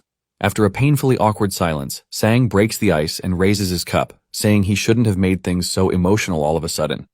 He then urges them to keep drinking, and Mawoon joins in the drunken cheer. Unseol quietly sips his drink like a cultured man while Sang and Mawoon's laughter echoes through the night. After their drinking party, Unseol heads back to his room while thinking about his coworkers. He notes that Sang is a pretty chill guy, even though he's a money grubber who is lazy and loves sucking up. He also admits that Mawoon is simply a silly, innocent dude, despite coming off as arrogant and hot-headed at first. Nevertheless, he admits that both of them are good guys, and he can't help but feel attached to them. Unseol is about to open his door when he senses that there's someone inside his room. Using his beast sense, he pinpoints the intruder's position inside the room before opening the door. Upon entering, Unseol casually walks to the other end of the room where the intruder suddenly places a sword to his neck. The intruder smugly taunts Unseol for not keeping his guard up despite being known as the legendary Salvation Squad member. Eunseol calmly tells him to look around, reminding him that he's the one who has his guard down. The intruder scans the room only to realize that there are several small crossbows on the shelf pointing directly in his direction. Observing more closely, he realizes that Eunseol pretended to let his guard down just to lure him into the trap. Now he's at a disadvantage, and Eunseol's foot is placed on the trigger, ready to release it at any moment. Eunseol then demands to know his identity, and the guy reveals that he's a messenger from the Demon Palace. He swiftly flings a letter towards Eunseol, clearly targeting him, but Eunseol effortlessly catches it without batting an eye. The intruder then feigns ignorance, claiming he threw the letter using an assassination technique out of habit. Eunseol ignores him and checks out the envelope to see that it's a level 4 request. Basically, level 4 missions are only given to the best warriors in the Salvation Squad, and only 12 of them have been issued so far. The dude expresses how envious he is that Eunseol is the youngest to receive a level 4 mission. However, Eunseol doesn't feel the same, as this just makes him feel uneasy. He quickly opens the letter as he wonders what kind of mission it is. But the moment he reads the content of the letter, his heart drops. Eunseol has been tasked with eliminating Sang and Mawoon, the very people he was just starting to get attached to. The letter claims that Sang and Mawoon are spies sent by the Murim Alliance, and Eunseol is supposed to erase them in 4 days before their transfer to the Demon Palace. After reading the shocking letter, Eunseol stares at it for a while before asking if he can skip the mission. He explains that he doesn't feel the need to accept such an important mission since he's only a few days from quitting the Salvation Squad. Unfortunately, the messenger tells him that this high-grade mission is basically an order he cannot refuse. He warns Eunseol that refusal means going against the Demon Palace, and the consequence will be more than just paying with his life. Although Eunseol doesn't mind being tagged a traitor, he doesn't want to drag the Wandering Beast Pavilion into his mess. He knows that if he refuses this mission, the Demon Palace will go after everyone from the Wandering Beast Pavilion. The messenger then asks Eunseol again if he's sure he wants to reject the mission. Eunseol ignores the question, and after carefully studying him, he concludes the messenger's gaze seems sus. He suspects that the Demon Palace might be giving him this mission to test his loyalty. Eunseol feels that they're doubting his identity because he has achieved so much in such a short time. The fact that they're forcing him to accept such a high-priority mission confirms his suspicions. After considering it for a moment, Eunseol tells the messenger that he accepts the mission. With a triumphant grin, the messenger smugly lets Eunseol know that he made the right decision. A few nights later, Eunseol prepares to head out to investigate properly before executing his new friends. Due to his recent success in difficult missions, the Salvation Squad's Yueyang branch has been getting a lot of attention lately. And since Sang and Mawoon are the overseers of the branch, Eunseol wants to rule out the possibility that someone might be trying to eliminate them. He especially wants to make sure that the mission hasn't been tampered with by the Murim Alliance just to erase the two people they consider a threat. After dressing up properly and covering his face with a mask, Eunseol heads out to investigate if his comrades are truly spies. Eunseol plans to reject the mission if the information in the letter has been tampered with, so that he doesn't have to kill them. Shortly after, he arrives at the Salvation Squad branch of Guilin, where the Gong Demon duo were stationed when the incident happened. Eunseol notes that it would make sense that they're spies of the Murim Alliance since they eliminated a spy of the Demon Palace. However, he doesn't want to jump to conclusions without actual evidence, so he came to the Guilin branch to investigate. Inside the library in front of the Salvation Squad of the Guilin branch, the manager is minding his own business when Eunseol appears behind, spooking him. He crashes to the floor, and Eunseol puts a sword to his neck, asking if he's Jin Dong, the manager. Jin Dong boldly questions Eunseol for breaking in and demands to know his identity. Eunseol pulls down his mask as he calmly introduces himself, revealing that he's from the Beast Pavilion. He then demands to know everything about the Gong Demon duo who were stationed in Guilin 4 years ago. Jin Dong is shocked when he realizes that Eunseol is one of the 10 demon masters. Eunseol threatens to erase him, telling him not to waste his time. He boasts that no one would punish him if he took out a small fry like Jin Dong. However, Jin Dong hesitates as he explains that only members of the Salvation Squad are allowed to access the archives. Eunseol says it wouldn't be a problem because he's number 18 of the Yueyang branch. Jin Dong's soul almost flees his body when he hears this, and finding it hard to believe, he questions if Eunseol is truly the famous number 18. What he can't understand is what one of the 10 demon masters is doing in the Salvation Squad. Fed up with the 1,000 questions, Eunseol threatens to eliminate Jin Dong and just find the information he needs on his own, but Jin Dong quickly surrenders and begs Eunseol to give him a minute to search for the records. A few minutes later, he hands the records to Eunseol, who immediately starts flipping through the book, eager to know if the Gong Demon duo are spies of the Murim Alliance or just scapegoats in some complex scheme. Eunseol's eyes suddenly widen when he finds what he's looking for. When it comes to spies, every faction raises its own, especially large unions like the Demon Palace and the Murim Alliance. The spies are all just chess pieces on a board with similar methods of operation. After confirming what he came for, Yoon-seol slams the book shut as he prepares to make his next decision. The following day, he invites Sang and Ma-woon out in the woods for a drink. Sang is surprised that Yoon-seol made the first move to invite them because they're usually the ones who have to drag him out. Ma-woon chimes in, saying that they've been drinking on the rooftop since Yoon-seol initiated them to it. Sang says he didn't like the rooftop idea, but after trying it out a few times, he realized it wasn't so bad after all. Ma-woon explains that it's because people copy the habits of someone they like, and Sang agrees with this theory. The whole time they're chatting and drinking, Yoon-seol quietly sips his drink without contributing to the conversation. After downing about 4 jars of booze, the Gong Demon duo continues to suck up to Yoon-seol while he remains detached, deep in thought. After drinking, Sang gets serious as he asks Yoon-seol to ask what he's been planning to ask them. Yoon-seol is taken aback that it was obvious from his expression that he had questions for them. Sang explains that it's because they have known each other for almost a year, and Yoon-seol never drinks as fast as he did today. He says that people often rely on liquid courage when they're hesitant to say what's really on their minds. As Yoon-seol studies Sang closely, he notices a slight shift in Sang's body language, as though he already knows what Yoon-seol is about to ask. Deciding to just get it over with, Yoon-seol cautiously asks if both of them are really spies of the Orthodox Murim. Silence follows immediately, and the atmosphere grows tense as Yoon-seol patiently waits for the answer he is already certain of. Sang talks about how disappointed he is that the whole situation has evolved into such a tragic outcome because he was actually looking forward to returning to the Demon Palace. Sang says he already had a faint idea that their identities were no longer safe, and Yoon-seol asks him why he didn't just leave after he noticed this. Ma-woon cuts in, saying there is a possibility that they just wanted to prove that they were still useful. Ma-woon says they stayed this way because they had already made it so that the Orthodox and the unorthodox sects' intelligence organizations, which were also entangled, would be able to work without any conflicts. They basically thought they were already useful enough for Yoon-seol to turn a blind eye to their misdeeds. But surprisingly, Yoon-seol surpassed their expectations. Yoon-seol is surprised when he hears Ma-woon call him by his name, since he didn't know that they actually knew about his real identity. Sung tells him that throughout his missions, he was able to wipe out the entire Orthodox intelligence organizations in Yueyang to make it in such a way that whoever took charge of the branch would be able to do it easily. Since it has come to this, Sang believes that their purpose no longer exists. Sang urges our guy to put his emotions aside because the outcome was already predetermined. Yoon-seol is sad to hear this, since he has grown an attachment to the two over the past 6 months. However, the ruthless way of the Murim world now requires that he cut their throats.